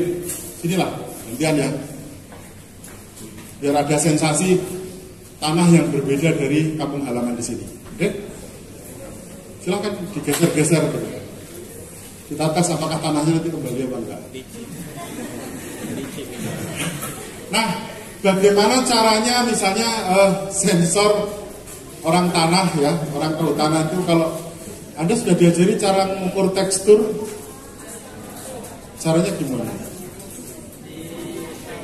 Terus remes-remes kebanyakan tuh dipilin-pilin, itu kelamaan. Saya pakai ilmu yang dukun tadi. Perhatikan ya, gerakan tangan saya perhatikan. Tekstur hanya berapa detik. Pertama kan tanahnya dibasahi. Ya, basahi aquades kalau ada. Kalau enggak aqua. Jangan bilang-bilang. Tanah basah, hati-hati mbak. Waduh, kecampur snack. Pertama gini, tekstur yang paling cepat ini, tak ajari yang paling cepat. Tanah basah. Ini kurmanya tadi lewat tanah. Tanah basah ya, Anda pencet. Pencet kok ada kasarnya, berarti pasir. Gesek sedikit. Gesekannya kok seperti gesekan permukaan bedak mbak-mbak itu loh. Tahu kan, halusnya kayak gitu. Itu debu. Lah habis itu jarimu lepasin. Aku ono lengkete. Lengket itu pertanyaannya adalah aduklah perasaanmu untuk menerawang kira-kira yang dominan antara kasar, halus dan lengket tadi, yang dominan yang mana. Dah selesai itu. Kalau dominan yang lengket berarti lempungan. Di sini pakai aliran lempungan atau liyatan? Lempung, ya, lempungan. Kok lempung sama kasar berarti lempung pasiran. Lempung yang dominan. Kok pasir yang dominan ada sedikit lengket, pasir lempungan. Ada nggak sih pasir lempungan? Intinya itu loh, ya. Itu cara paling cepat sekali. Tapi itu di buku nggak ada. Termasuk bagaimana sifat itu ketika itu meresap, air meresap ke dalam tanah. Itu tiap tanah berbeda. Kalau gambut itu cepat. Next. Nah, ini ada rumus juga. Kecocokan tanaman terkait dengan ketersediaan air dari air hujan. Kalau sudah begini, maka dilihat dari kebutuhan tanaman dan ketersediaan curah hujan di Pontianak, maka di sini tuh cocok semua untuk tanaman padi. Karena curah hujannya itu bicara dari atas. Bawah nanti dulu. Oke? Next.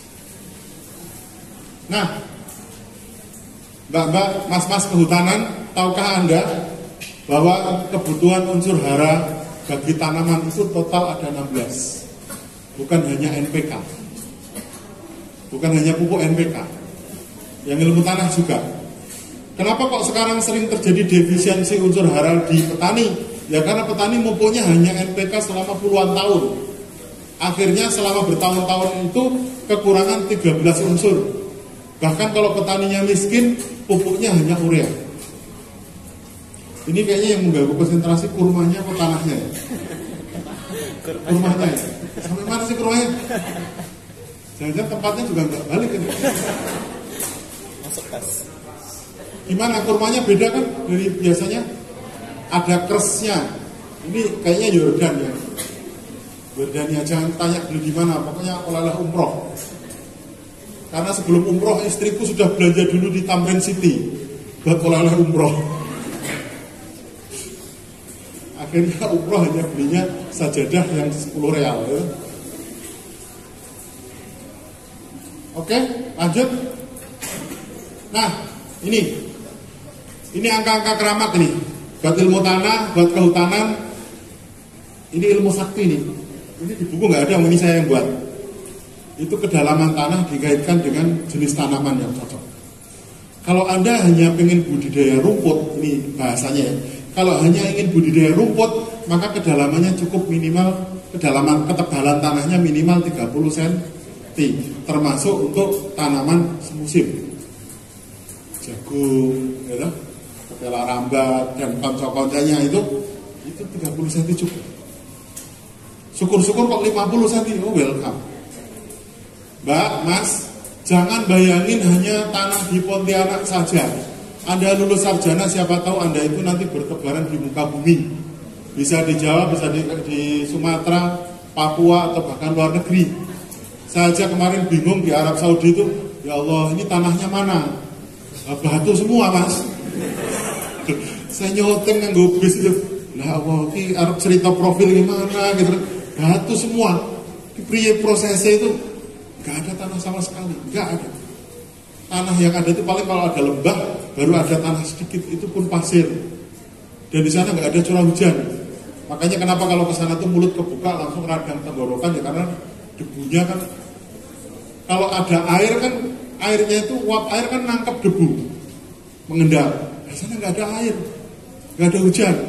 Ya mangap dikit dan hap langsung gatel gitu kan. Oke? Nah, itu yang paling bawah itu juga sakti. Maksud saya apa? Akar tanaman itu secara umumnya tidak mau terendam air. Catat ya. Akar tanaman tidak mau terendam air kecuali tanaman yang perakaranya bisa beradaptasi terhadap genangan air. Tanaman apa itu? Tanaman perairan misalnya. Padi itu bisa. Misalnya tanaman-tanaman ini ya, tanaman-tanaman di halaman kampus ini kan bukan tanaman yang siap terendam air. Ya, dia maunya selokannya harus diturunin ya, permukaannya itu, biar bisa tumbuh dengan baik. Next. Nah ini hampir selesai. Ini rumusnya Pak Solahuddin ini ya, betul? Ini apa? Saktinya di mana? Sensor, kalau ada nanti alat yang dari Pak Ari itu sudah bisa menyebut, oh iya di titik sana dengan dibaca HP di sini ketemu pH-nya sekian, maka ternyata hanya tahu pH saja sudah bisa otomatis membaca ketersediaan unsur hara makro dan mikronya itu apa. Ini tabel ini bisa baca nggak? Bisa nggak? Siapa tahu ada yang belum bisa, itu namanya masa baru itu. Misalnya magnesium, ini pH rendah, ini birunya kok kecil, berarti di sini ketersediaannya sedikit. Optimalnya ini. Ternyata optimalnya itu semua unsur hara kira-kira rata-ratanya itu sekitar 6,4. Di sini pH-nya berapa? 4. Oke, 4 ya. 4 yang dominan apa? logam, besi. Makanya slot pintu yang besi-besi itu cepat karatan enggak? Nah, besi. Dan kenapa itu airnya keruh? Karena ini. Next. Slide terakhir ini. Terakhir ya. Ini intinya ceramah saya untuk sensor ini. Tadi pemahaman, ya. Ini nggak ada di situ. Ini tambahan saya wangsit tadi pagi.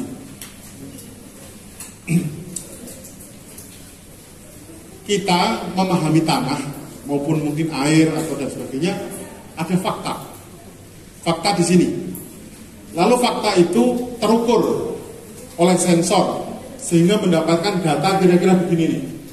pH sekian, kadar lengas atau kadar air di dalam tanah sekian, atau bahasa lainnya kelembapan tanah sekian persen. Teksturnya apa misalnya, atau warnanya merah kuning, merah hitam abu-abu, gitu. Genangan air bagaimana, gitu. Batuannya ada atau enggak. Saya pernah ke Kalimantan Tengah, nanya, ini kok Kalimantan mau buat tol ini batunya dari mana? Memang di Kalimantan ada batu. Saya dengar di sana cerita batu yang gue bangun di Kalimantan itu impor Pak, loh impor dari mana? Banten Pak, dari Banten. Anda di sini pernah lihat batu-batu kayak tadi? Ya kan? Jarang kita lihat batu. Nah, yang terbaca ini warna merah ini, oke? Lalu ada interpretasi. Ada interpretasi. Sama saya kayak perumpamaan saya tadi. Wah, wajahnya merona merah. Berarti senang atau marah? Marah kan gitu. Wah, matanya kok nggak berani melihat ke saya, kesipu gitu. Artinya cinta, ya. Ciri-ciri orang naksir itu nggak berani pandangan lama-lama.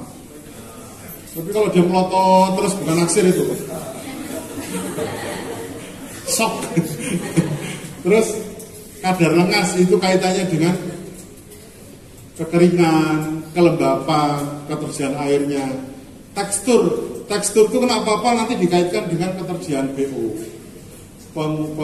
pembentukan struktur dan sebagainya. Warna, misalnya nih warna yang kehutanan, halo. Pokoknya Mbak, Mas, yang kehutanan, kalau ilmu tanah sih udah pinter-pinter. Kalau Anda lihat tanah mineral makin hitam, biasanya makin subur, Pak. Enak tahu rumusnya kan? Sederhana. Genangan air tadi, pokoknya paling tidak minimal tuh setengah meter jangan tergenang. Batuan biasanya kaitannya dengan tingkat kegersangan. Kalau di sini nggak ada batu berarti tidak pernah gersang. Demikian materi dari saya. Oke. Berapa penanya? 10 ya? Doorprize-nya berapa? Oh 6. Doorprize-nya 6. Nanti dari pertanyaan yang paling menggigit. Jadi habis nanya terus gigit saya. Atau gigit MC-nya itu. Nanti akan dapat doorprize menarik dari panitia. Terima kasih. Wassalamualaikum warahmatullahi wabarakatuh. Silakan yang mau bertanya.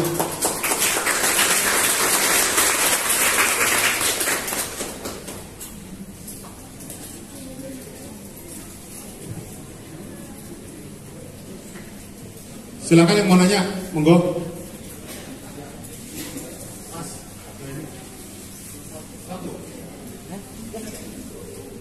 Ini Mas Taufik tak suruh nganter mic biar kenalan.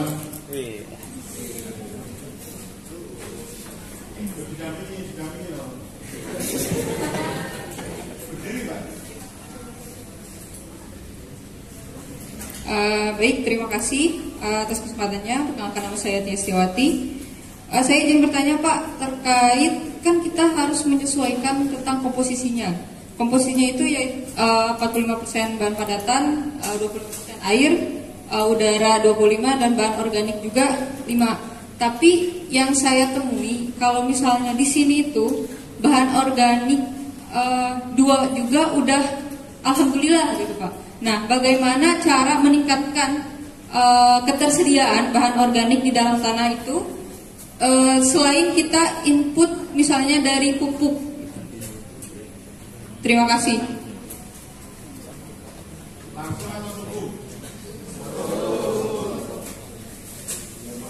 Lari.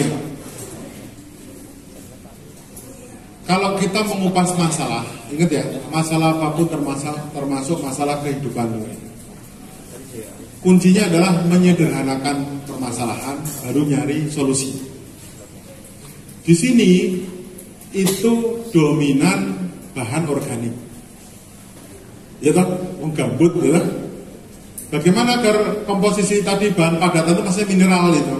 Jadi 45% BO-nya hanya 5. Ya caranya tadi Mbak, ameliorasi bahasa tanahnya, intinya ya boleh tanah uruk.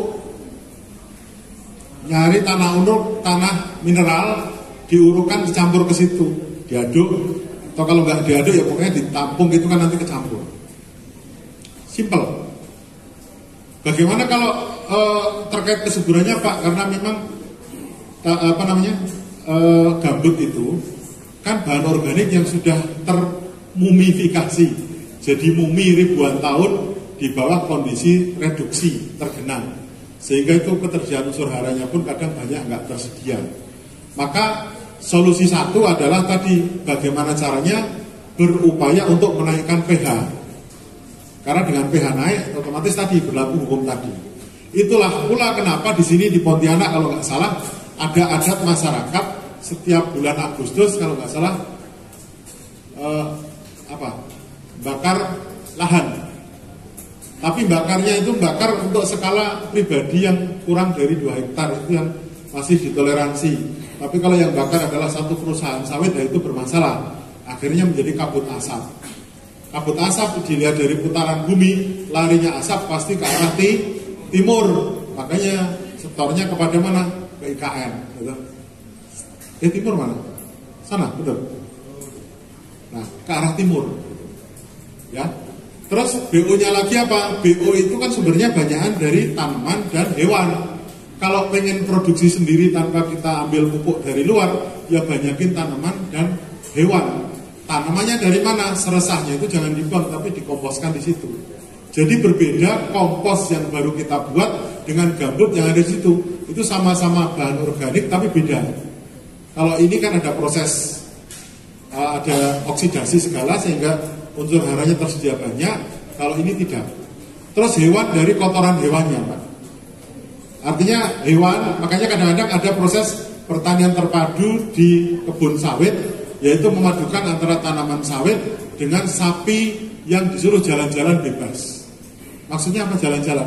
Dia bisa menyebarkan kotoran sesuka hatinya, sambil diinjak-injak dia juga.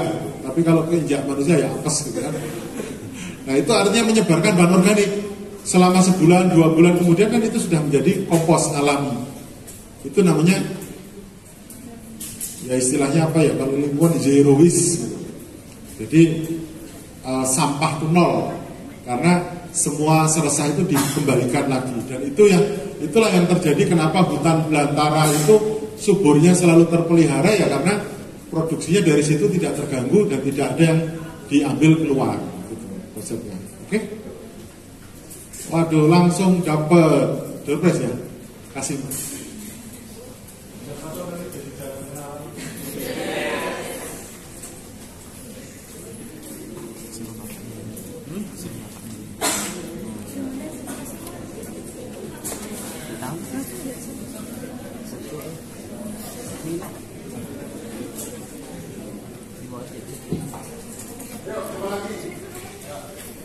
Saya di sini akan bertanya tentang penjelasan dari Bapak tadi, yaitu bahwa tanaman pertanian dan tanaman kehutanan itu pada umumnya sama.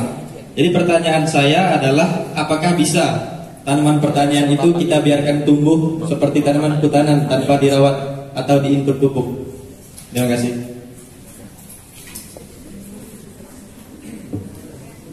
Halo, jadi selama acara Anda nanti kalau ada event yang ini nggak perlu dimatikan, mic itu biar nyala sampai akhir. Kadang kan ada ngomong itu nanti malah baterainya ngedrop. Bisakah tanaman pertanian itu tanpa dipupuk? Sangat bisa. Dulu pertanian waktu awal itu kan nomaden mas, pindah-pindah. Tahu sejarahnya? Jadi pertama itu pertanian itu buka hutan, nanam karena hutannya sangat subur, ya kan? Tanami tanpa dipupuk. Oke. Tapi terus kemudian kan yang mengalami penurunan karena terkuras. Hukum keseimbangan itu ada di situ. Jadi tanaman itu kan ketika mengeluarkan produksi biji-bijian itu kan sebenarnya mengambil unsur hara dari bawah. Kalau sumbernya adalah hutan itu kan stoknya masih banyak. Tapi lama-lama puluhan tahun lama-lama kan penurunan. Dan lalu dia pindah. Ini pindah lagi nanti muter bisa ke tempat yang sama. Itu cara dulu. Ketika belum mengenal adanya pupuk. Nah, pupuk ini sekarang menjadi penting. Kenapa? Karena tadi ada faktor unsur hara sebanyak 16 sejak tahun 70-an dan sebagainya. Pupuknya itu hanya NPK, hanya 3 dari 16, berarti kurang 13. Bisa selama 40 tahun, bayangin mas. Setiap tahun tanamannya ditanam 3 kali, otomatis kan terkuras terus 3 kali 40 tahun. Berarti mengalami defisiensi unsur hara. Itu kenapa kalau Anda ketemu mbah-mbah yang umurnya sekarang itu 70-an, dia akan cerita. Nah, dulu si mbah itu kalau nanam mangga, nanam apa, itu cuma biji dilempar, tumbuh, buahnya banyak. Ya kan? Karena apa? Di situ stok unsur haranya masih sangat berlebih. Nah sekarang kan Anda lahir di saat lahan pertanian itu sudah mengalami defisiensi unsur hara. Kecuali Anda nanam di hutan belantara tadi, tidak ada masalah, tidak perlu pupuk. Tapi kalau sekarang ditanam di rumah sini sudah banyak defisiensi, sudah banyak kekurangan unsur hara, makanya harus kita datangkan. Gitu. Nah, cara bagaimana agar unsur hara itu bisa tersedia dengan baik, konservasinya tersedia dengan baik, itu muncul istilah pupuk organik.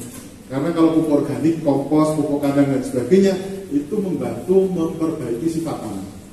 Beda dengan pupuk pabrikan, urea, TSP dan sebagainya, itu hanya memberi ketika unsurnya saja, tapi nggak diberi yang lain. Sama Anda minum vitamin dalam bentuk pil atau sering makan buah-buahan, itu lebih bagus yang mana? Buah-buahan yang asli, daripada minum rasa jeruk, rasa doang. Berarti kan perasa isinya kan, nggak ada jeruknya. Gitu mas. Oke, dapat satu. Siapa lagi yang belakang?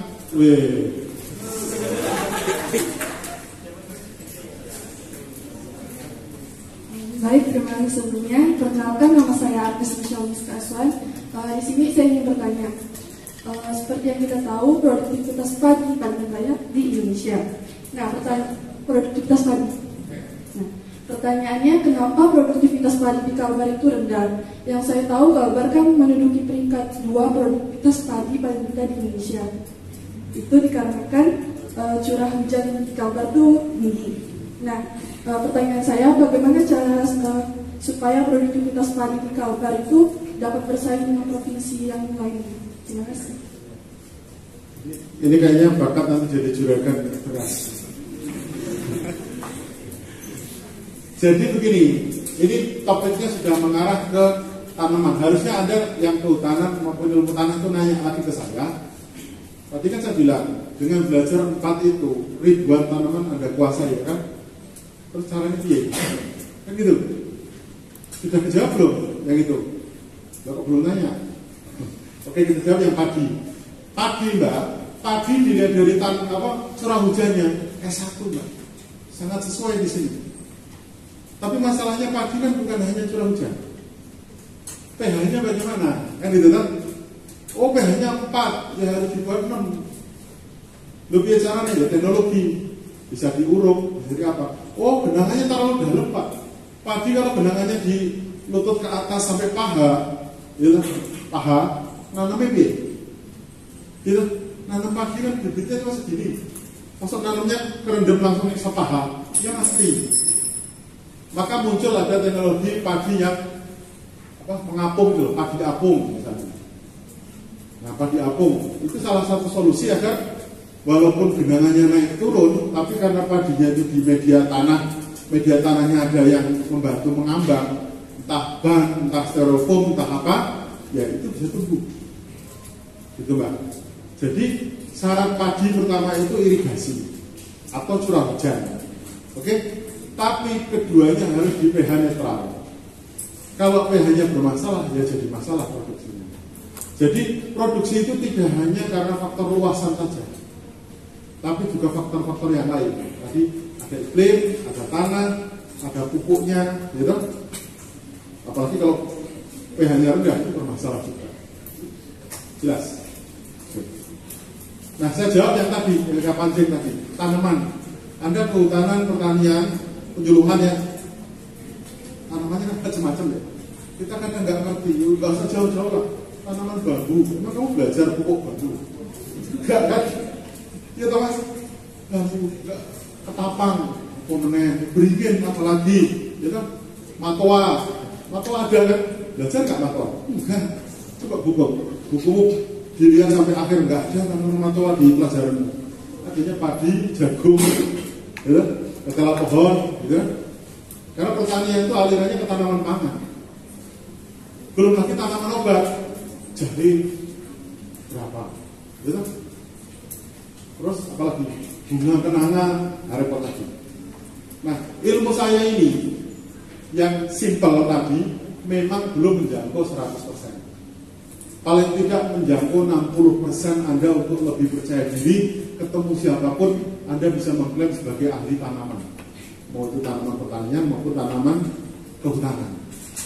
Kalau sudah ke produksi, nah baru butuh teman-teman agronomi, karena mereka yang lebih tahu. Kalau untuk memperbesar buah mangga, wah ini harus pakai pupuk dibanyakin yang ini. Itu ilmunya sudah ke produksi, itu di luar jangkauan saya. Tapi minimal Anda dengan belajar tadi itu sudah bisa ketemu siapapun dengan PD akan mengatakan, oh sebaiknya tanamannya gini. Karena produksi itu macam-macam, bisa pupuk, bisa juga genetik. Contoh, dulu mangga lokal kan namanya mangga golek. Dan sekarang mangga golek itu sudah dikawin-kawinkan jadi gede-gede, red ivory, mangga sing 1 biji 1 kilo itu loh Pak. Nah, tapi ternyata hukum alam pun berlaku, makin besar jumbo buahnya, biasanya tingkat kemanisannya pun makin turun, ya? Makin kecil, ya? Lokalan itu malah manisnya makin keren. Contohnya apa? Durian montong, gede tuh, ya? Itu manisnya kurang, masih nendang itu rasanya masih legit yang lokalan. Jadi hukum-hukum begitu itu pakai. Montong misalnya, oh ternyata buahnya itu untuk bisa kecil sampai besar sampai 5 kilo itu ya waktunya butuh lebih lama, bisa 6 bulan lebih hanya untuk sekali putaran buah. Oke, yuk siapa lagi, masih berapa? Ini sana. Ini dulu ya. Tinggal berapa Mas? Tahu? Oke, berarti pas ya. Ya, terima kasih Bapak atas kesempatannya. Perkenalkan, nama saya Pak Rozi. Saya ingin bertanya. Tadi Bapak ada jelaskan tentang komposisi lahan.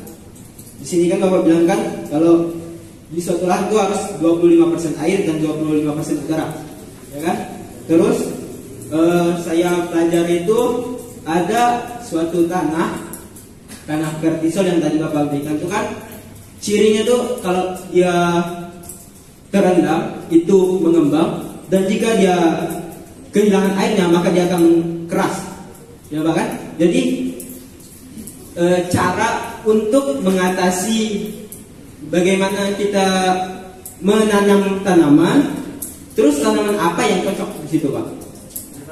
Iya, terima kasih Pak. Ini untung saya bawakan kan. Anda kalau pengen ke Jawa, ketemu tanah itu di Wonosari Jogja atau di Pantura, Pantai Utara Jawa, banyak vertisol, tapi di situ lebih banyak dalam bentuk aluvial atau tanah hasil endapan banjir yang usianya ribuan tahun. warnanya tidak gelap banget seperti itu, tapi agak kelabu.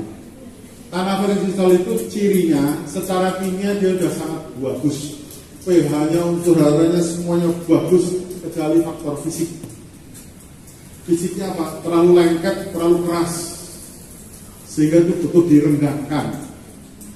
Ibarat Anda duduk begini, jarak duduknya terlalu rapat, itu kan nggak nyaman, walaupun Anda dapat senang, ya kan? Biar nyaman bagaimana? Tolong direndahkan. Ini bahasa yang mudah ya. Nah, perenggangan itu dalam ilmu tanah namanya apa? Soil apa? Bahan pembenah tanah bahasa Inggris apa? Bukan biokar. Biokar salah satunya. Jadi perlu bahan pembenah itu artinya apa? Karena tadi terlalu lengket, rapet, itu butuh sela-sela itu agar apa? Termasuk udaranya bisa masuk, termasuk mikrobianya pun bisa bernafas dengan baik. Kalau tanah terlalu padat, mikrobianya kurang. Gitu Mas. Dengan apa? Dengan bahan organik atau dengan bahan pembenah tanah termasuk biokar, dan biokar itu dari organik. Kalau yang dari anorganik namanya batuan zeolit. Zeolit itu sering dipakai juga kalau di batu-batunya di dasar akuarium itu. Karena itu batu tapi berongga, sehingga nanti bisa untuk tempat sembunyi mikrobia ataupun untuk nutrisi bisa disimpan di situ. Gitu Mas. Di sana nggak ada masalah, dan rata-rata itu sangat subur, sangat subur. Jadi yang perlu Anda camkan, Anda perhatikan, kesuburan tanah itu syaratnya dua: perkawinan antara vulkanik dan gambut. Tapi bisa vulkanik saja juga bagus. Atau biar mudah dihafalkan, dimanapun tempat yang ada vulkaniknya biasanya tanahnya sangat subur. Di sini ada yang berasal dari Sumatera. Mana Mas? Pematang Siantar. Oke, Sumatera Utara ya. Sumatera Utara, Sinabung, dekat Toba. Anda lebih dekat ke pantai timur atau ke arah barat? Hah? Ke timur, berarti yang dataran. Jadi Sumatera itu kan gini pulaunya, ya toh? Salah ya, sini ya, ya toh? Miring gini kan? Nah yang barat itu kan ada Bukit Barisan, itu ada sumber-sumber vulkanik, makanya itu subur.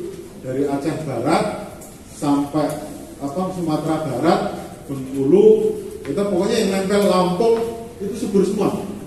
Tapi yang pulaunya yang melebar ke timur, terutama yang agak ke bawah, Sumatera Utara masih termasuk yang subur. Tapi ke bawah ada Riau, ya, Jambi, itu kan wilayah yang kanan bawah itu adalah daerah gambut sama kayak ini, kelasnya sama. Tapi gambutnya di sana masih beruntung masih kenalan dengan tanah mineral, tanah vulkanik, walaupun mungkin prosesnya ribuan tahun. Jadi sama-sama gambut.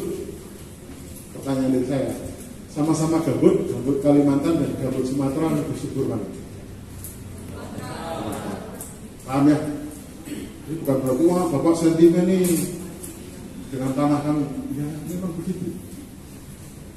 Bukan begitu sentimennya loh, maksudnya kondisi lahannya memang seperti itu. Kalau pengen iseng ya itu tadi, bawa pasir Merapi sekarung, ya, ditebarkan di halaman rumahmu, kan nggak terlalu luas ya, petaan 1 kali 2 meter ya, tambah gitu pas piknik ke jalan. Apa Mbak? Ya naik kapal Mbak, jangan naik pesawat ya. Karbonya ya, naik kapal gitu. Udah tebar-tebarin gitu. Apalagi abu vulkaniknya yang barusan keluar dekat puncak Merapi. Jangan dekat magmanya, maksudnya dekat puncak itu 3 kilo, 5 kilo itu di tempat wisata kan maksudnya itu. Itu sangat subur Mas. Termasuk Toba, itu sejarahnya kan itu dulu gunung. Dan ketika Toba itu meletus, itu kan membentuk danau itu tadi. Letusannya itu konon sampai 2/3 dunia berubah iklimnya.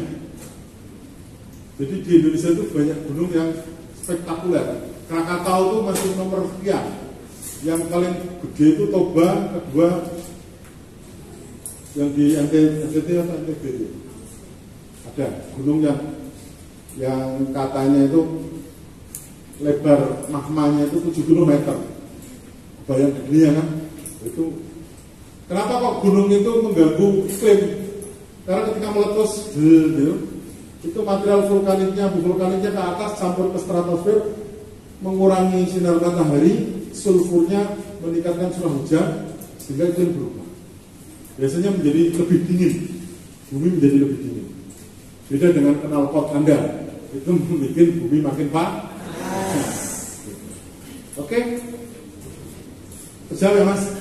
Yang belum tadi siapa? Kurang 2 ya?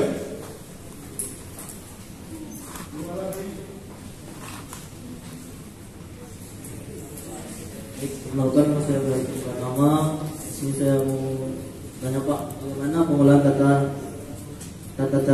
tata air yang baik agar drainase terjaga, khususnya di perkebunan kelapa sawit agar pH-nya tidak naik. Ya, Pak.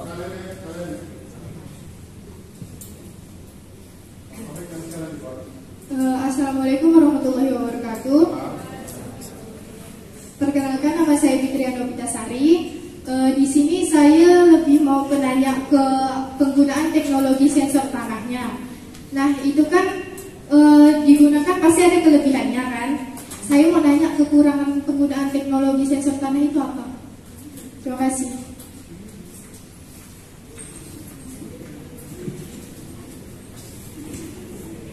Kalau yang kedua ini kayaknya pertanyaan untuk besok ya Mas. Tapi nggak apa-apa. Jadi yang pertama tadi terkait dengan tata air ya. Jadi gambut itu kuncinya begini. Makanya di Undang-Undang Perlindungan Tanaman Gambut, tanaman gambut sih, lahan gambut itu ada angka 40 cm Mas. 40 cm itu dianggap angka keramat. Jadi gini, gambut kalau tergenang itu kan reduksi, kurang oksigen, gitu. Maka perlu untuk jadi lahan budidaya perlu didrainase, atau di gambut itu ditambah urukan. Jadi ada 2 pilihan. Pilihan satu adalah genangan airnya diturunkan, tapi menurunkannya sesuai aturan yang sudah diundang-undangkan, nggak boleh lebih dalam dari 40 cm. Kenapa ketemu angka itu? Diduga karena keberadaan pirit itu kebanyakan lebih dari 40 cm. Biar aman di sini, naik boleh, turun jangan. Gitu. Bagaimana bisa naik turun? Biasanya teknologi itu gabung dengan orang-orang di ilmu mekanisasi pertanian. Ada teknologi tata air dan irigasi yang kalau kondisi pasang surut nanti memanfaatkan ayunan air tadi. Jadi kalau pasang, misalnya biar genangan nggak terlalu berat, bisa ditutup, atau malah kalau pasang biar airnya masuk dulu, gitu. Terus ketika surut ditutup dulu, biar ada genangan sekian jam, baru nanti disuruh pergi. Nah, ketika pergi itu ada proses pencucian. Jadi gambut itu nggak bisa kayak di Jawa. Di Jawa itu ada gunung tinggi, ada yang rendah. Jadi kalau misalnya tanahnya bermasalah atau beracun, tinggal dialirkan dari sana, airnya akan mengalir ke sini. Di sini tuh repotnya, air itu pada pola datang dan pergi, muter. Itu makanya mengandalkan pintu-pintu pengaturan air, Mas. Tapi pintu-pintu itu juga di sini karena mengandung pH yang rendah, itu kan anti dengan logam. Jadi kadang butuh pintu-pintu air yang tahan terhadap karat. Ada kadang-kadang proyek pembuatan sumur di lahan gambut, lah kok sumurnya dari logam ke karatan. Pintu ini perlu dibuat kanal-kanal, lah pintu kanalnya kok dari logam. Karatan juga. Ini masih masalah eksak, Mas. Belum lagi masalah sosial. Sosial apa contohnya? Perahu klotok. Perahu yang sepinggul itu loh, yang lewat segini, gitu kan? Nah, itu kan butuh perjalanan transportasi lewat air, lewat halaman depan rumah orang, gitu. Kalau di situ dibuat pintu kanal, memang perahunya melompat. Nah, itu jadi masalah. Secara teori begitu, makanya kalau sudah sosial itu pusing. Karena apa? Urusannya dengan perut, urusannya dengan budaya, urusannya dengan macam-macam. Tapi intinya itu tadi. Nah terkait yang sensor Mbak, kelebihan kekurangannya apa? Ya kekurangannya kadang biaya tinggi dan daya jangkaunya juga. Misalnya lahan, Anda bayangin lahan seluas ruangan ini ya Mbak ya. Mungkin sensornya satu cukup, ya kan? Tapi kalau luasannya 100 hektar, anggap kalau kemampuannya hanya alat seluas ruangan ini 100, butuh 100 alat. Kadang-kadang ada aspek sosial juga Mbak. Pernah dengar alat deteksi tsunami yang terapung-apung di pantai hilang dicolok Mbak. Jadi aspek sosial itu kadang-kadang gitu. Nanti alat-alat ya, alat-alat ditaruh. Nah kalau itu kebun-kebun yang tak bertuan, itu orang lewat apa itu bisa ambil. Itu salah satu kekurangannya. Kekurangannya lagi apa? Ya kalau alatnya rusak, biayanya tinggi, alat rusak, jadi ada maintenance. Petani kita itu biasanya tidak siap dengan maintenance. Tadi yang disampaikan Pak Solah, kalau petani kita masih levelnya sangat tradisional, diceritain sensor ya ibarat kita cerita yang di langit Sabtu 7. Pernah dengar cerita nggak? Petani dapat bantuan traktor, tapi traktornya nggak pernah sustain. Loh, Pak, kok nggak dibelinya Pak? Kita nggak ada bengkelnya, kita nggak dikasih biaya servis. Jadi bensin dari mana? Macam-macam lah. Pokoknya intinya karena itu bukan habit mereka, bukan biasa mereka. Kalau mereka biasanya itu misalnya dengan atau itu loh, kan ada teknologi misalnya teknologi penanam padi otomatis ya yang didorong. Aspek sosialnya kan menarik juga. Ini menghilangkan 10 tenaga kerja, terus yang nggak kerja makan apa? Yang kedua itu kalau alat itu kan kadang-kadang terlalu ribet, kena lumpur, yang bersihin siapa? Yang nyuci siapa? Kalau energinya rusak bagaimana? Nah makanya sensor itu Mbak, sensor itu intinya itu sangat teknologi terkini cepat kelebihannya ya, bahkan bisa di remote. Alatnya di sana 100 hektar sana dengan pakai HP itu baca langsung terus. Tapi biasanya pemakainya masih skala perusahaan besar, skala pemerintah yang punya dana dan SDM yang mumpuni untuk ke arah situ. Tapi kalau secara tradisional sensor-sensor ini bisa tapi secara bertahap. Contoh yang sederhana, pengukuran curah hujan. Anda tahu ombrometer kan? Itu kalau beli beneran kan mahal. Untuk ukuran rumah tangga petani loh ya. Nah ya untuk sensor petani bagaimana Pak? Ya akhirnya pakai itu loh Pak, pakai contong bensin gitu kan. Pokoknya apa bekas aqua yang 1,5 liter potong, tadahkan ke atas Pak. Yang penting kan volume air dibagi luas penampang kan ketemu tinggi air. Tinggal diajari ngitung aja, yang penting pakai ini nggak masalah Pak. Yaitu sensor versi petani. Kalau sensor versi perusahaan atau instansi ya baru kita ngomong ombrometer yang alatnya beli pakai permanen, bla bla bla dan sebagainya. Paham ya? Jadi sensor teknologi itu ada kelebihan ada kekurangan juga, sama seperti Anda juga. Makanya Anda nanti generasi Z itu berhadapan dengan generasi digital. Apa-apa digital bisa jadi cepat, tapi bisa jadi Anda jadi nggak dipakai karena sudah digantikan oleh kecerdasan buatan. Oke, semua sudah ya. Oke, kalau ingin tahu saya, buka Facebook ada 2 akun, Instagram 2 akun, YouTube 1 akun. Kalau di YouTube Muhammad Kundarto, buka aja. Nggak promo subscribe tetap banget, nafsu banget ya. Kalau di Instagram Muhammad Kundarto atau M Kundarto gabung, sama di Facebook juga sama. Ceritanya kenapa kok 2? Dulu kan Facebook dibatasi 5.000. Padahal saya hobinya kan waton orang itu lama-lama kok penuh gitu. Oke, makanya saya juga pakai 2 HP. HP yang ketahuan istri sama yang tidak disukai. Canda ya, canda. Terima kasih. Semoga bermanfaat. Assalamualaikum warahmatullahi wabarakatuh. Waalaikumsalam.